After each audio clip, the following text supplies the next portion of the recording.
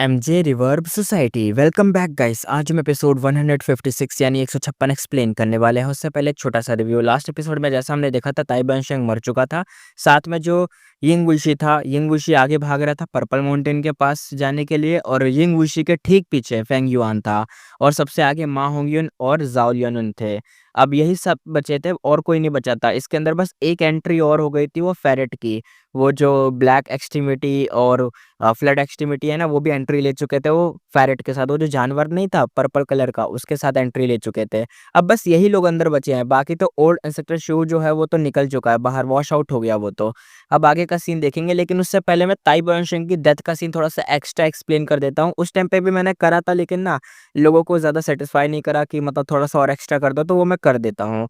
तो स्टार्ट करते हैं थोड़ा सा पीछे जाके, जब ताई बॉयनशेंग मरने वाला था उससे पहले।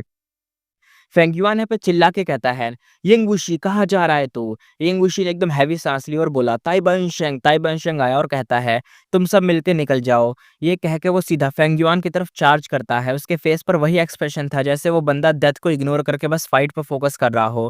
फेंगयुआन का रास्ता ब्लॉक हो गया। यिंग वुशी, हाई लाओलान और बाई निमिंग किसी तरह से वहां से निकलने में सक्सेसफुल हो गए थे। बैम बैम बम आवाज आई। फेंगयुआन के अटैक्स इंसेन लेवल के पावरफुल थे। कुछ ही सेकंड में ताई बंशेंग की जितनी बोन्स थी सब टूटने लग गई, फ्रैक्चर्स दिखने लग गए। लेकिन ताई बंशेंग फुली डिटरमाइंड था। उसने फेंगयुआन को रोके रखा था, उसे एकदम पकड़ लिया था, जकड़ रखा था, हाथों को एकदम भाई काट वाट रखा था, एकदम दांत वांत लगा रखे थे ताकि एकदम जाने ना दे, और हेड पे स्लैम कर रहा था। फेंगयुआन कुछ टाइम तक तो रुक गया, इस चीज से छुड़ा नहीं पाया। उस क्रिटिकल मोमेंट पे फेंगयुआन को थोड़ा गुस्सा आया, तो उस टाइम पे फेंगयुआन ने चिल्लाया, ओल्ड बाई तुझे याद है इंपीरियल कोर्ट ब्लेसलैंड? ताई बंशेंग एक सेकंड के लिए फ्रीज हो गया, शॉक में आ गया। उसी मोमेंट पे फेंगयुआन की आंखों में रूथलेस लाइट चमकी। बिना मर्सी दिखाए उसने अपनी उंगलियां सीधा ताई बंशेंग की आंखों में घुसा दी। ताई बंशेंग जोर से चिल्ला उठा, आंखों में एकदम ब्लड बहने लगा। फेंगयुआन ने मौका पकड़ के फाइनल अटैक मारा। ताई बंशेंग ने मूव करना कंप्लीटली बंद कर दिया था। अब वो फाइनली मर चुका था। फेंगयुआन कहता है, हाँ। उसने ताई बंशेंग का बॉडी को एकदम झटके से एकदम फेंक दिया। वो पानी के अंदर तैरता हुआ सीधा स्ट्रेट यिंग वुशी के पास चला गया। मतलब अब खत्म हो गया, यहीं पे इतना ही था। इसमें और क्या ही एक्स्ट्रा था, उस टाइम पे मैंने यही तो बताया था। उसकी बॉडी पानी के अंदर चली गई, और भाई पानी के अंदर से अपना फेंगयुआन सीधा यिंगवुशी के पीछे चला गया। यही था, इतना सीन, और क्या एक्सप्लेन करेंगे। अब स्टार्ट करते हैं अपना new episode. Let's start episode 156। Let's start. Outside reverse flow river के बाहर का सीन देखते हैं। ओल्ड इंस्ट्रक्टर शुहो ओरिजिनली बी चैंतियान को मारने वाला था, पर तभी एक अनएक्सपेक्टेड एंट्री होती है। Dog tail life expanding ferret माओली क्यों आ जाता है। इसका नाम माओली क्यों था, ये जानवर है पर्पल कलर का। ओल्ड इंस्ट्रक्टर शुहो सरप्राइज हो गया, कहता है ये फेरेट यहाँ क्या कर रहा है? ये तो यूजुअली अपनी केव से बाहर ही नहीं निकलता ना। एक्चुअली इस फेरेट का बैकग्राउंड बहुत बड़ा था। ये जाइंट सनी मोटर वंडरबल का स्टीड था। उसने अपनी लाइफ के लास्ट ईयर में इस फेरेट को मतलब टेम किया था, क्योंकि वो लाइफ स्पैन एक्सटेंड करने का तरीका ढूंढ रहा था। इस फेरेट के पास काउंटलेस दाव मार्क थे, मिस्टीरियस और यूनिक ऑरा था। जैसे जैसे ये बंदा मतलब एक तरीके से कोई जैसे जैसे होता है ना टाइम, जैसे लोग बूढ़े हो जाते हैं, जैसे कोई भी बंदा बूढ़ा हो जाता है, ये क्या होता था, जैसे जैसे ये बूढ़ा होता था उसकी जो टेल होती थी ना, वो छोटी होती जाती थी। जब लाइफ एंड मतलब एंड होगी, एकदम लास्ट मौका आता था एकदम, तो उसकी जो टेल थी ना एकदम गायब ही हो जाती थी। और तब क्या वो करता है फेरेट, तब भी अपनी डेथ फील करता। यह इमोरल डेसोलेट बीस्ट डॉग को खा जाता, और उसका लाइफ स्पैन एब्जॉर्ब करके अपनी टेल दोबारा ग्रो कर लेता, और फिर से मतलब जीता रहता। यानी ये एक भाई था जो ऐसा था, जो जेलीफिश की तरह काम करता है। हम जानते हैं, चाहे गोवर्ल्ड हो चाहे हमारी दुनिया हो, हमारी दुनिया में भी कहा जाता है कि मतलब लाइफ तो वही है भाई, हर कोई आया है, पैदा हुआ है, तो उसे मरना तो होगा। ये एक रूल होता है नेचर का, लेकिन ये रूल टूट जाता है कब?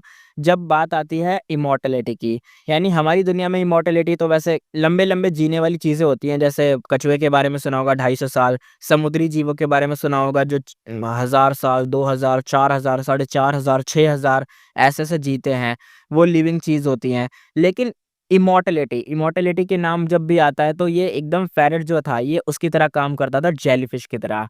जेलीफिश जो होती है हमारी दुनिया में भी वो इमॉर्टल होती है। जब भी बात आती है जेलीफिश की मरने की, नेचुरल मरने की, जो बूढ़ा होके मरना होता है, तब वो क्या करती है, अपनी बॉडी को रिवर्स कर लेती है, यानी रिवर्स एज कर देती है उसकी, जिसकी वजह से क्या होता है, वो दोबारा जीने लग जाती है, लेकिन रिवर्स में। अगर कोई 100 साल जिया है तो उसका 90, 80, 70, 60, 50 वो रिवर्स में जीने लग जाती है। तो जो जेलीफिश होती है वो इमॉर्टल होती है। सेम यहाँ पे फेरेट का भी काम करता था।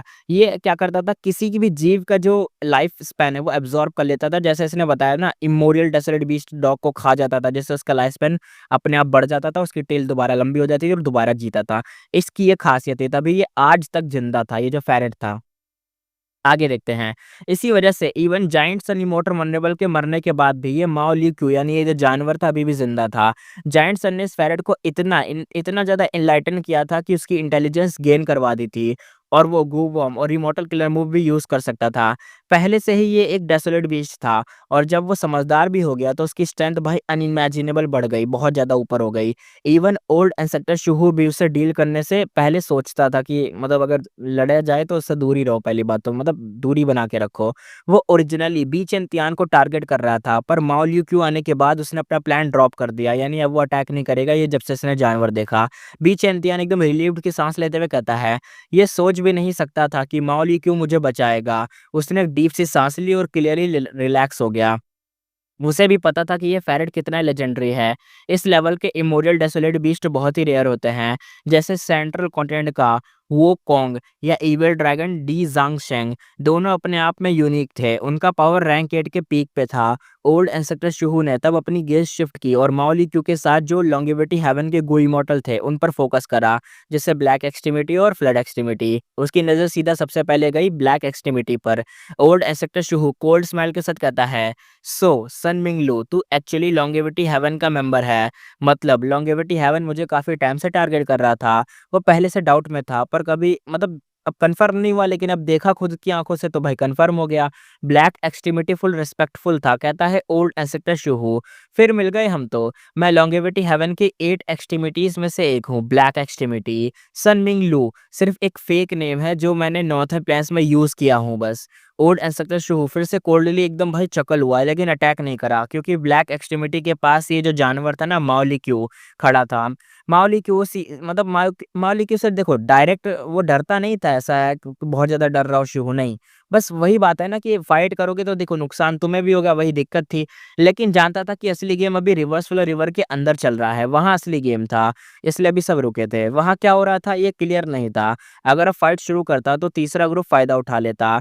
ग्रीटिंग एक्सचेंज करने के बाद दोनों का फोकस शिफ्ट हो गया। उन्होंने अपनी नजर डायरेक्ट डाली मा होंगनी और जाओ लियनन पर, वहां पे टिकाई। ब्लैक एक्सट्रीमिटी कहता है ग्रैंडपा माओ, फ्रंट में जो दो लोग हैं वही हमारे टारगेट्स हैं। बी चैंतियान ने आईब्रोज थोड़े से एकदम कांटेक्ट किए और ओल्ड एंसेस्टर शुहू को कोल्ड लाउथ भी दिया और एकदम भाई माहौल ठंडा कर दिया।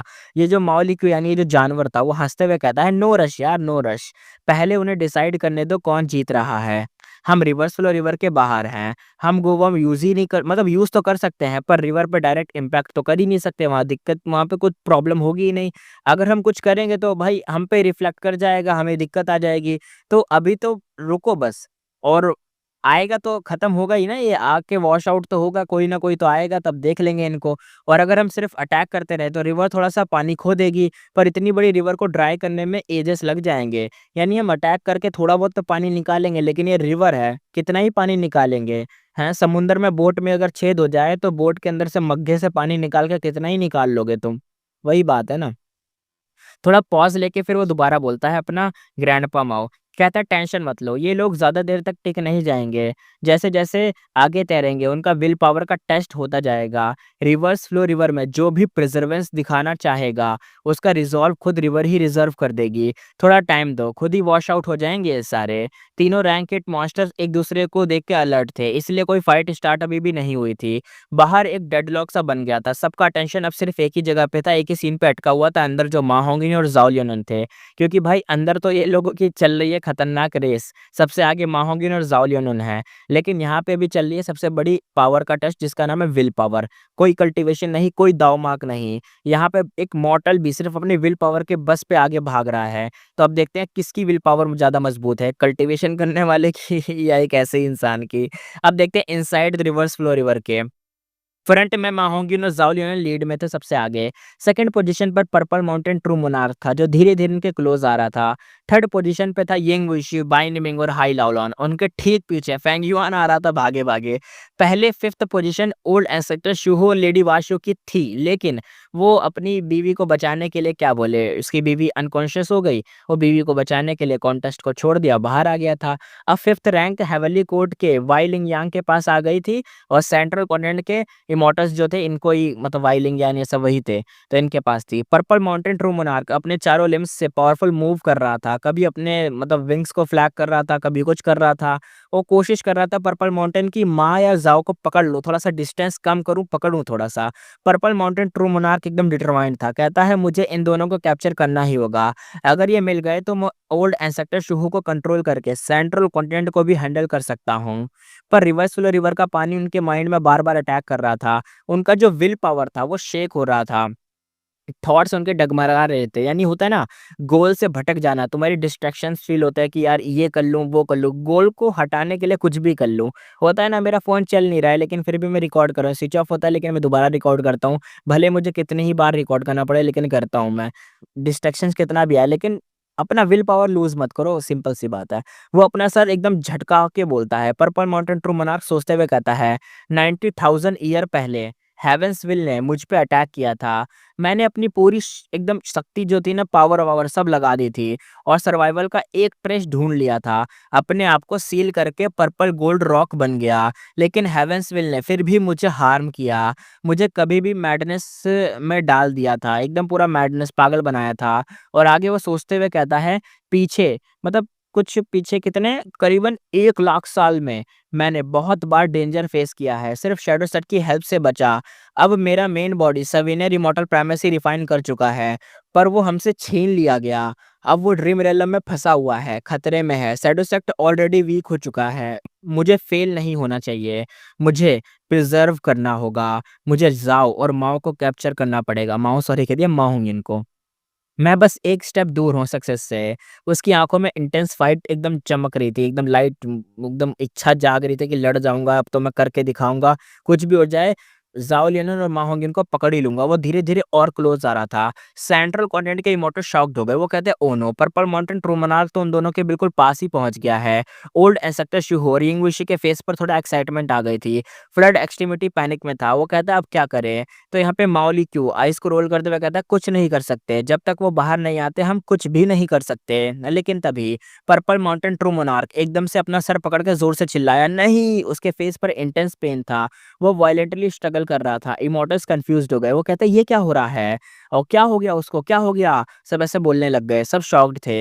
यंग वुशी अंदर से एकदम एकदम कर्स करते हुए कहता डैम इट यार, डैम इट, ये हेवेंसविल फिर से ट्रिगर कर रहा है। हेवेंसविल हर जगह उंगली करता है। क्रिटिकल मोमेंट पर ये जो पर्पल माउंटेन ट्रू मोनार्क था भाई वो फिर से पागल सा होने लग गया। ऐसा मान लो ना ये जो पर्पल माउंटेन ट्रू मोनार्क है इसको ना बीच-बीच में दौरे पड़ जाते हैं। दौरे कौन देता है? हेवेंसविल देता है। ये पागल होने लग जाता है, इसको दिमाग खराब होता है, एकदम पागलों की तरह हरकत करता है। ये दौरे मान लो इसको दौरे पड़ते रहते हैं। थैंकफुली यिंग विशी और इसकी टीम उसके पीछे बैकअप में थे। उन्होंने तुरंत ही उसे पकड़ लिया और चारों ने मिलके अपस्ट्रीम तैरने लग गए। इससे माओ और जाओ सेफ हो गए। उनका लीड अभी भी मेंटेन था। वो आगे अभी भी आगे ही चल रहे थे। पर्पल माउंटेन ट्रू मोनार्क अब उनके पीछे सेकंड प्लेस में आ गया था और यिंग विशी के ग्रुप के साथ मिक्स हो गया था। और फेंग युआन अब थर्ड पोजीशन पे था। अब यहाँ पे 3 लोगों की हिट चल रहे थे इस पूरे रिवर्स फ्लो रिवर में। वाई लिंगयांग का तो पता नहीं, शायद वो चौथे पोजीशन पे होगा या निकल गया पता नहीं, लेकिन 3 ये जो मेन लोग थे वही आगे थे।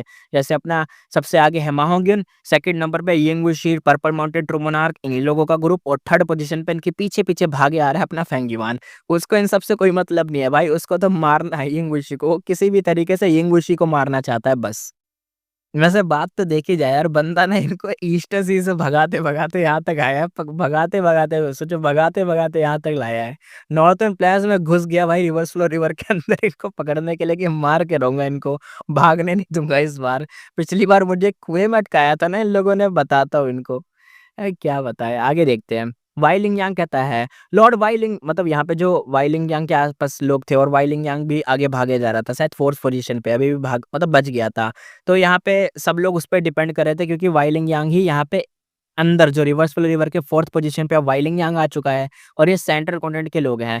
तो अब जो बीचेंतियान वाले जो लोग हैं ना, वो इन पे डिपेंड कर सकते हैं क्योंकि हर किसी की एक-एक टीम थी। जैसे यिंग वुशी ना शिहू के साथ है, मान के चलो तो उनकी एक टीम हो गई, ज़ाओ लियान उनको पकड़ने, मा होंगिन को पकड़ने के लिए और इनको रोकने के लिए सेंट्रल कॉन्टिनेंट की एक टीम है वाइलिंग यांग की, वो भी अंदर है और ज़ाओ लियान और मा होंगिन आगे भाग रहे हैं। लेकिन यहाँ पे ये कबाब में हड्डी अपना फेंग युआन है, वो बीच में है, वो तो भाई यिंग वुशी को मारने आया है यहाँ पे। देखते हैं आगे, बी चैंतियान खुशी से एकदम झूम उठा क्योंकि अभी भी वो यहाँ पे वाइलिंग यांग को देख पा रहा था। सेंट्रल कॉन्टिनेंट के गोई मॉडल भी चीयर करने लगे। पर्पल माउंटेन ट्रू मोनार्क को प्रॉब्लम में देख के सेंट्रल कॉन्टिनेंट वाले लोग तो बड़े खुश थे। जो लोग फेंगयुआन को नहीं जानते थे, उनको लगा अब सिर्फ सेंट्रल कॉन्टिनेंट का रैंक 8 वाई लिंगयांग बचा है लास्ट में और जीत हमारी हो सकती है। वाई लिंगयांग दांतों को एकदम कस रहा था, स्विमिंग बहुत टफ हो रही थी। सबसे बड़ा प्रॉब्लम रिवर्स फ्लो रिवर उसकी सोच को इफेक्ट कर रहा था क्योंकि हम जानते हैं, देखो अब यहाँ पे अंदर ना ये नहीं चल रहा कि तुम रैंक 8 हो या तुम रैंक 7 हो, तुम रैंक 6 हो, तुम्हारी रैंक 8 पावर है तो तुम आगे पहुंच जाओगे या सबको पीछे छोड़ दोगे। ऐसा कुछ नहीं होने वाला क्योंकि जो रैंक 8 है ना, अब यहाँ पे विल पावर का टेस्ट हो रहा है। तुम्हारे दांव-माक और तुम्हारे उसका कोई फ़र्क नहीं पड़ने वाला। भले तुम रैंक 8 हो, क्या फ़र्क पड़ता है? अभी तुम्हारी जो विल पावर है, अगर तुम्हारे अंदर विल पावर है, तुम्हारे अंदर वो स्ट्रेंथ है, विल की स्ट्रेंथ है, तब तुम कुछ कर पाओगे और आगे बढ़ पाओगे। अब देखते हैं आगे, लेकिन एक थॉट सीधा वाई लिंगयांग के माइंड पे था। वाई लिंगयांग एकदम डिटरमाइंड था कि मुझे प्रिज़र्व करना है। वाई लिंगयांग सोचते हुए कहता है, मैं सेंट्रल कॉन्टिनेंट की लास्ट होप हूँ। अगर मा होंगिन या ज़ाओ लियानन को कैप्चर करूँ तो हम जीत के लौट सकते हैं। वाई लिंगयांग आगे कहता है, मैं फेल नहीं हो सकता। सेंट्रल कॉन्टिनेंट का प्राइड, हेवनली कोर्ट की इज्जत, ये मेरी वजह से ही लूज हो जाएगी और मैं ऐसा नहीं होने दूंगा। मैं करके रहूंगा। एकदम भाई प्रिजर्व कर रहा था भाई अपना। वाई लिंगयांग बिना हेजिटेट करे आगे एकदम तैरता गया। उसके आसपास के गोई मॉडल भी उसे फॉलो कर रहे थे। ये ग्रुप रिवर्स फ्लो रिवर में सबसे बड़ी फोर्स बन गया था, काफी नोटिसेबल था। यहाँ पे माओली क्यों कहता है, अपना वो जानवर कहता, ओह लगता है सेंट्रल कॉन्टिनेंट को बड़ा एडवांटेज मिल रहा है। हेवनली कोर्ट को छेड़ना अभी मतलब एक तरीके से अभी भी पसंद है, यानी बीच में उंगली करना ये ठीक नहीं। मा होंगियन तो नॉर्थर्न प्लेन्स का बंदा है ना, तो ये सेंट्रल कॉन्टिनेंट वाले क्यों उंगली कर रहे हैं यहाँ पे आके। बी चैंतियान मतलब यहाँ पे अपना वो ऐसे देख के बड़ा खुश हो रहा था। उसने माओलिक्यू और ओल्ड एंसेस्टर शुहू को देखा। शुहू का फेस आइसबर्ग जैसा कोल्ड हो गया था। बी चैंतियान फिक्र में था। कहता है कि अगर वाई लिंगयांग कंपटीटर्स को हरा कर माओ या जाओ को ले आए, रिवर्स वाले रिवर से निकलने के बाद क्या होगा। बी चैंतियान हर एंगल से सोच रहा था। एस्केप का रास्ता नजर नहीं आ रहा था, बस देखता रह सकता था। और सेकंड्स और मिनट एकदम बीतते गए। रिवर्स फ्लो रिवर का सीन एकदम अभी भी सेम ही चल रहा था। पोजीशन क्या थी, सबसे आगे कौन है, मा होगियन ज़ाओ लियानन। सेकंड नंबर पे है यिंग वुशी और उसकी गैंग। थर्ड नंबर पे है फेंग युआन और फोर्थ नंबर पे है वाई लिंगयांग और सेंट्रल कॉन्टिनेंट के बाकी जो लोग हैं उसके साथ वो। पोजीशन भले ही सबकी सेम रह रही थी, लेकिन जो डिस्टेंस था आपस में एक दूसरे का पकड़ने का, तो वो धीरे-धीरे कम हो गया था और काफ़ी कम हो गया था। यहाँ पे जो अपना जानवर था ग्रैंडपा माओ, वो एकदम टॉन्ट मारते हुए कहता है, ओह! ये लोग अब तक टिक गए हैं, वाह! स्ट्रेंज है, ऐसे टैलेंटेड लोग कहाँ से आ गए? जैसे एक्सपेक्टेड था, ग्रेट एरा आ रही है, कोई भी वल्नरेबल बनेगा, बहुत सारे जीनियसेस टाइड की तरह उभरेंगे। यानी जब भी कोई वल्नरेबल बनता है तो कोई भी, इसका कहने का देखो ये मतलब अगर तुम्हें समझ ना आया हो कि देखो इसका ये मतलब आ रहा है कि कोई वल्नरेबल बनने वाला है। अब तुम सोचोगे कौन वल्नरेबल बनने वाला है? तो इसका बस इतना मतलब होता है, जब भी कोई ग्रेट एरा आती है तो बहुत सारे जीनियसेस निकल के आते हैं और उन्हीं जीनियसेस में से एक वल्नरेबल बनता है आगे जाके। यानी ये जो टाइम चल रहा है किसी की वल्नरेबल बनने का टाइम चल रहा है, यानी कोई वल्नरेबल पैदा होने वाला है या आने वाला है। ये कहना चाह रहा था। बीचेंतियान की आँखें एकदम चमक उठी। वो सेंट्रल कॉन्टिनेंट के गोई मॉडल को एकदम देख पा रहा था। उसके चेहरे याद कर रहा था। अगर ये लोग मतलब बिना ब्रेक के ग्रो करेंगे तो ये अपने सेट के पिलर्स बनेंगे, क्योंकि उसे लग रहा था कि रिवर्स फ्लो रिवर देखो एक टेस्ट होता है यार। रिवर्स फ्लो रिवर एक ऐसा टेस्ट है ना जिसके अंदर तुम्हारा मतलब तुम्हारी फ्यूचर पोटेंशियल दिख जाएगा। देखो यहाँ पे इतने सारे लोग हैं जिनकी विल पावर इतनी स्ट्रांग थी, वो अभी भी बने हुए थे। सेंट्रल कॉन्टिनेंट और हेवनली कोर्ट का नाम रोशन करने के लिए भाई अभी भी बने हुए थे। तो बीच एंथियान इनकी एकदम देखे जा रहा है इनकी शक्ल की, हाँ, इनको शक्ल याद कर लो, जितने भी लोग यहाँ पे हैं, रिवर्स फ्लो रिवर के अंदर जितनी भी हमारा ग्रुप है, इनकी शक्लें याद करो, ये आगे जाके बहुत ग्रो करने वाले हैं। यहाँ पे बू ज़ेनज़ी कहता है प्रिजर्व। फेरी लियान्युन को प्रोटेक्ट करना मेरा काम है। मैं गिव अप नहीं कर सकता। यहाँ पे यूई एजी कहता है जैसे गो रिफाइन करते हैं, चाहे कितना टफ हो, ये रिजल्ट अनसर्टेन हो, अगर मैं प्रिजर्व करूंगा तो रिवॉर्ड मुझे मिलेगा ही और मैं करके रहूंगा। यहाँ पे शी ज़ेंगी एंग्री हो जाता है, कहता है लॉर्ड मू लिंगलान को सेक्रीफाइस करके फेरी यूलान को प्रोटेक्ट किया गया था। मैं कैसे पीछे हट सकता हूँ इस चीज़ में, काम करो। शी ज़ेंगी लव और जस्टिस के लिए पीछे नहीं हटना। अपने आप को ही ऐसे मोटिवेट करा था अपना नाम लेके। अब यहाँ पे फेंग युआन को देखते हैं। फेंग युआन तो भाई एक्सप्रेशनलेस था। वो कहता है इतनी गहरी रिलेशनशिप, जो रैंक 8 मिनी मैन गो इमॉर्टल पागल हुआ, वो शैडो सेट का मेंबर ही होगा। मुझे उसे मारना होगा, सबको एलिमिनेट करना है। रिवर्स फ्लो रिवर में ये बेस्ट चांस है, इनको, इन जितने भी थ्रेट्स हैं इन सबको मैं खत्म कर दूँ, सबको ही खत्म कर दूँ। सबके पास अपना-अपना गोल है यहाँ पे। फेंग युआन तो सबको मारने पे पड़ा हुआ है, वो तो कह रहा है सबसे बढ़िया मौका है, मारो सबको। और बाकी सबके पास भी अपने-अपने गोल हैं, तो कोई भी पीछे हटने को तैयार नहीं था। सबको याद आ रहा है कि मेरे को साथ ये हुआ, मेरे साथ फ्लैशबैक, एक बंदे ने लिखा था कि फ्लैशबैक में एक मतलब एमसी पावरफुल या साइड कैरेक्टर या किसी भी पर्सन को पावरफुल कर देता है फ्लैशबैक। बिल्कुल सही बात है, उसकी यादों पे ही, उसकी विल पावर पे ही तो डिपेंड करता है, वो किस तरीके से आगे बढ़ रहा है। देखते हैं, रिवर्स फ्लो रिवर चुपचाप बह रही थी। जितना आगे बढ़ते गए सरफेस उतनी ही शांत होती गई। लेकिन जो स्विमर्स थे, इनके लिए बड़ा खतरनाक टाइड सी चल रही थी। जो मतलब हर एंगल से वो आगे बढ़ना एकदम टफ कर रही थी, उनको अपोज़ कर रही थी कि वो आगे ना बढ़ पाएँ। बॉडी का टूटना एकदम स्कैरी नहीं था, पर माइंड और थॉट्स का कोलैप्स होना वो सबसे बड़ी बात थी, वही सबसे डेंजरस था। पहले भी रेंज़ो यहाँ फ़ेल हुआ था और अब ये गो इमॉर्टल भी वही ट्राई करने की कोशिश कर रहे थे और इनमें से कुछ लोग तब फ़ेल हो ही चुके हैं। लेकिन आगे देखते हैं। यूईएजी चिल्लाते हुए कहता है डैम इट! मैं और नहीं कर सकता। अगले ही सेकंड उसकी लिमिट क्रॉस हो गई और वो रिवर की टाइड से बह गया। और उसके बाद दूसरा सेंट्रल कॉन्टिनेंट का गोई इमॉर्टल गया, फिर तीसरा गया। शी ज़ेंगी ने पूरा एफर्ट लगा दिया पर वो भी फेल हुआ। रिवर्स फ्लो रिवर में उसे भी वॉश आउट कर दिया। बू ज़ेंजी ने मना किया पर एंड में वो भी जाके इसी फ्लो के साथ बह गया। बी चैंतियान और बाकी लोग के फेसेस अगली हो गए थे। उन्हें हर गो इमॉर्टल के आउट होने पर टेंशन बढ़ रही थी क्योंकि इनके ही लोग तो जा रहे थे, सेंट्रल कॉन्टिनेंट वाले लोग ही हार रहे थे। थोड़े टाइम बाद सेंट्रल कॉन्टिनेंट के सब में से सिर्फ रैंक 8 वाइलिंग यांग बचा था, यानी एक बंदा बस एक, और उसका विल पावर लिटरली शॉकिंग था। रैंक 8 होने के बेस क्लियरली दिख रहा था उसका। जो कोई इमॉर्टल वॉश आउट हो गए, उन्हें बी चैंतियान ने कलेक्ट कर लिया और ओल्ड एंसेस्टर शुहू ने रोका। माओलियो और डॉगटेल मतलब देखो, यहाँ पे ओल्ड एंसेस्टर शुहू मार देता है इन सबको, लेकिन बी चैंतियानो ने कलेक्ट कर लिया। कैसे? क्योंकि यहाँ पे dog tail life extending ferret था, यानी वो शुहू को अटैक करने से रोक रहा था कि अटैक वटैक नहीं होना चाहिए, तो शुहू इसकी शक्ल देख के रुका हुआ था, अटैक नहीं कर रहा था। सेंट्रल कॉन्टिनेंट के गो इमॉर्टल एंग्री थे, वो कहते हैं हम बस वॉश आउट ही हो गए ऐसे के ऐसे ही, और ये रैंडम लोग अभी तक रिवर में कैसे टिक रहे हैं। यानी इनको गुस्सा इस बात पे आ रहा है कि हम रैंक 8, हम रैंक 7, हमारा ये पावर, हमारा वो पावर, लेकिन हम लोग वॉश आउट हो गए। लेकिन ये देखो रैंडम लोग, ये लोग फेंग युआन को रैंडम समझ रहे हैं, यिंग वुशी को रैंडम समझ रहे हैं। इनके 10 इनके 10 जनरेशन बीत जाएँगे ना तब भी उनकी क्या बोले, छोड़ो। आगे देखते हैं। दूसरा इमॉर्टल कहता है, बस रैंक 6 होने के बावजूद इनका विल पावर शॉकिंग है, पर कोई बात नहीं, ये भी जल्दी फेल हो जाएँगे। लेकिन उन्होंने फेंग युआन या यिंग वुशी को फेल होते नहीं देखा, क्योंकि तभी मा होंगिन के आस-पास कुछ होने लगा। मा होंगिन स्विमिंग करते हुए एकदम से चोक्ड हो गया, पानी अंदर चला गया, वो लगभग वॉश होने वाला था। बी चेंटियान चिल्लाते हुए कहता है, बी केयरफुल। यिंग वुशी के फेस पर खुशी आ गई, क्योंकि अगर वो मतलब चॉक्ड हो जाता और कुछ ना कर पाता, तो सबसे पहले वो किसके हाथ में जाता? सेकंड नंबर पे कौन है? यिंग वुशी के हाथ लगता, यानी उनका गोल पूरा हो जाता। और अगले ही मोमेंट मा होंग्युन ने अपने आर्म्स को मूव करके कंट्रोल वापस ले लिया, और बस ये एक स्केयर था, यानी डराने के लिए चीज़ थी शायद।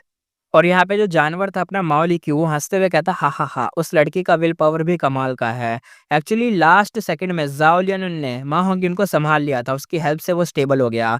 रिवर अब नॉर्मल लग रही थी, पर अपर एक्सट्रीम में ऊपर जाना, वाटर स्वैलो करना, मेंटल रेसिस्टेंस को सहना स्ट्रॉन्ग बन गया था सबका, मतलब विल और ज़्यादा स्ट्रॉन्ग बन रहे थे वो। ज़ाओ लियन सोचते हुए कहती है, मा होंगिन, अब हम सेपरेट नहीं हो सकते। तुम्हें पता है मैं तुमसे मिलने के लिए कितना कुछ झेला है, कितना कुछ लूज़ किया है। वो बोल नहीं सकती थी, वॉइस ऑलरेडी चली गई थी, फिर भी उसका जो एज्ड बॉडी था, वो इम्पॉसिबल स्ट्रेंथ को शो कर रहा था। उसने अपनी स्टैमिना एज तो भूल ही गई थी कि वो कितने साल की बुढ़िया है, लेकिन वो करे जा रही थी। बस एक ही थॉट उसके अंदर चल रहा था कि मा होंगिन के साथ रहना है। चाहे वो दोनों लाइफ के लिए तैर रहे हों, एक-दूसरे को देख भी नहीं पा रहे हों, चाहे वो डेंजर में हो, फिर भी एक ही फीलिंग थी उनकी। ज़ाओ लियनन सोचते हुए कहती है, सिचुएशन चाहे जितनी खराब हो, मुझे प्रिज़र्व करना ही होगा।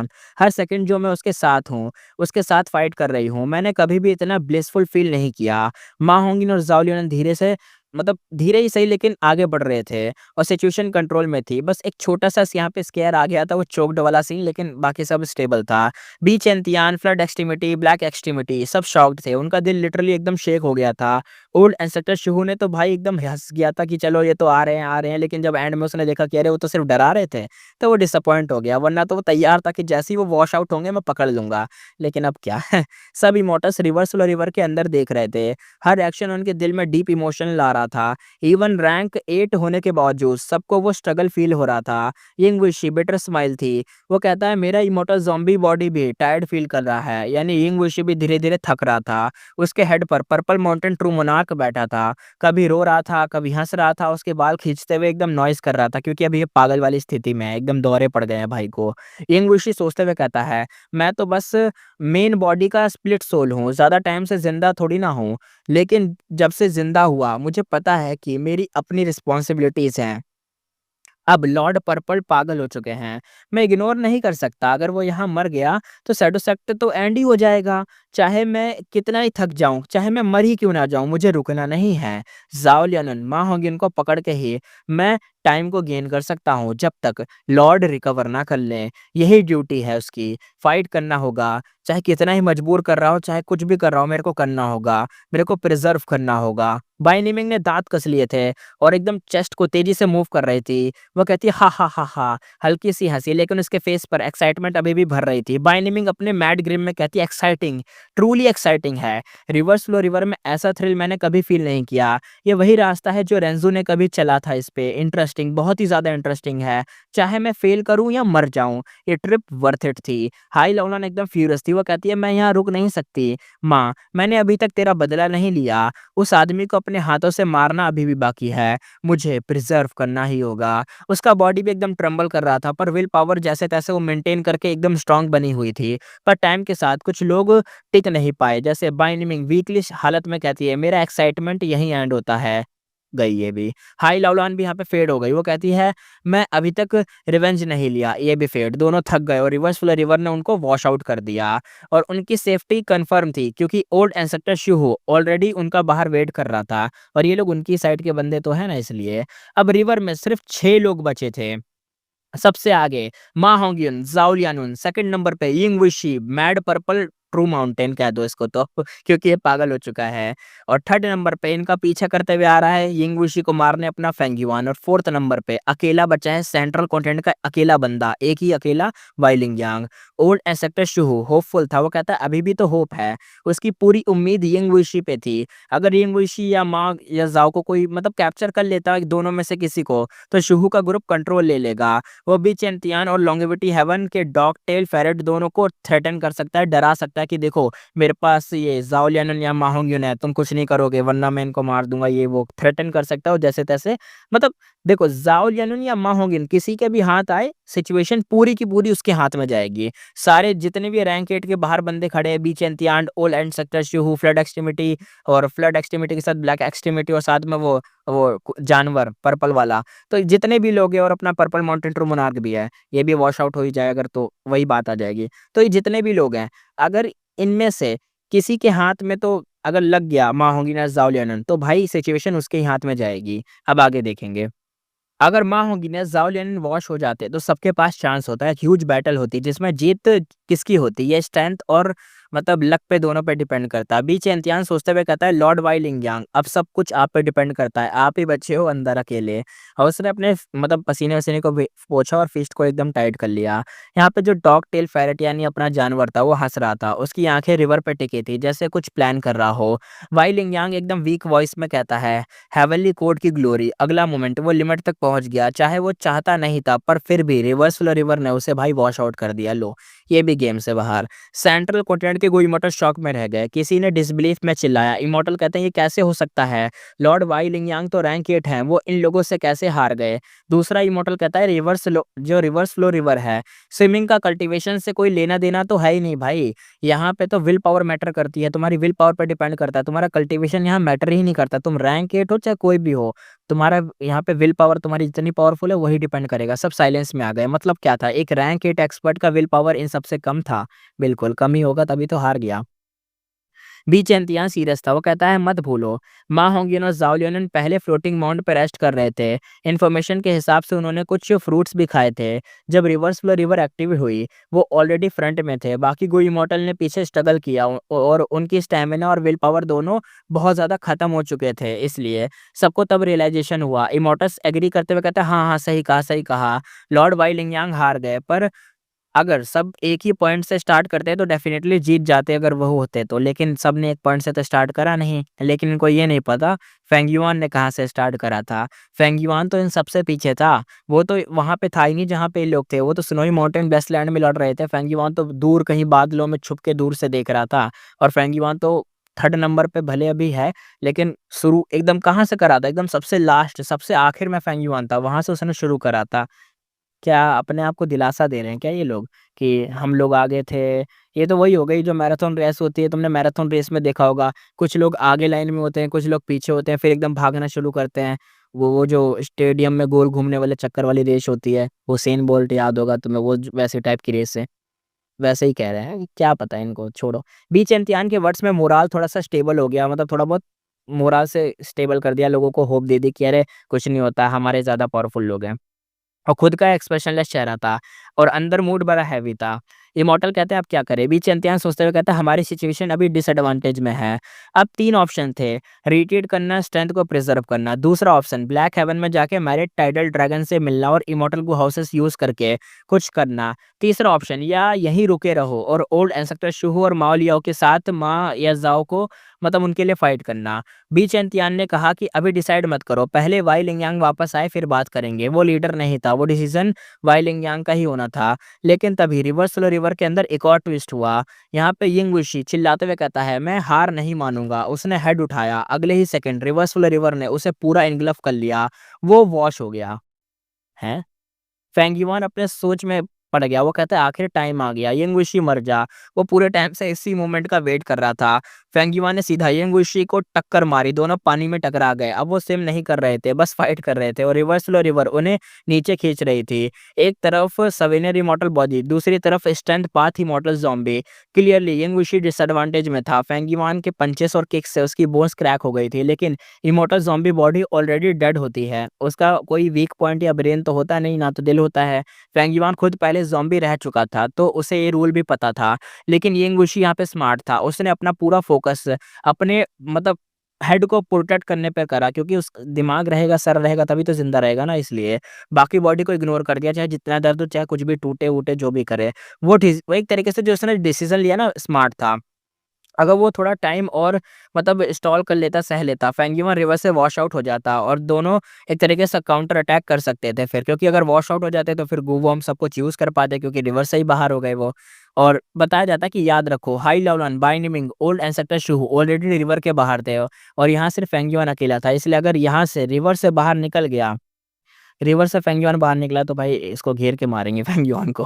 वो लिटरली टाइम के साथ रेस कर रहा था। उसका गोल क्लियर था कि जैसे-तैसे टाइम को बाय करो, हमें बस वॉश आउट होना है। फेंगियन को यहाँ से लेके बाहर निकलना है बस। इंगुशी और पर्पल माउंटेन ट्रू मोनार्क दोनों को यही यही रिवर्स वाले रिवर में मरना, एक तरीके से मारना बहुत मुश्किल था। या तो इनको मार दो यहाँ पे, बेस्ट ऑप्शन है, वरना अगर किसी भी तरीके से वॉश आउट ना हो, अगर तुम वॉश आउट हो गए तो भाई गए, सीधी-सी बात है, क्योंकि इनकी टीम बाहर है। यिंगवुशी बस एक ही काम कर रहा था, टाइम को जैसे-तैसे निकालना और सर्वाइव करना। और फिलहाल फेंग युआन उससे कुछ नहीं कर पा रहा था। जो भी कुछ कर रहा था बॉडी पे हो रहा था, और बॉडी से उससे कोई मतलब है नहीं यिंगवुशी को। वो हेड को बचा रहा है, तो अभी फेंग युआन कुछ कर भी नहीं पा रहा है, एक तरीके से डेडलॉक में सिचुएशन थी। सबसे बड़ा पता है यहाँ पे रीज़न क्या था कि फेंग युआन कुछ नहीं कर पा रहा था, क्योंकि यहाँ पे भाई अपना वाटर के अंदर फाइट कर रहा था। वाटर में फाइट करते हुए फेंग युआन कंटीन्यूअस अटैक को प्रॉपर्ली कर नहीं पा रहा था, क्योंकि उसे कुछ टाइम बाद सरफेस पे आके सांस लेनी पड़ती थी। इस मामले में मू लिंगलान से वो कम था।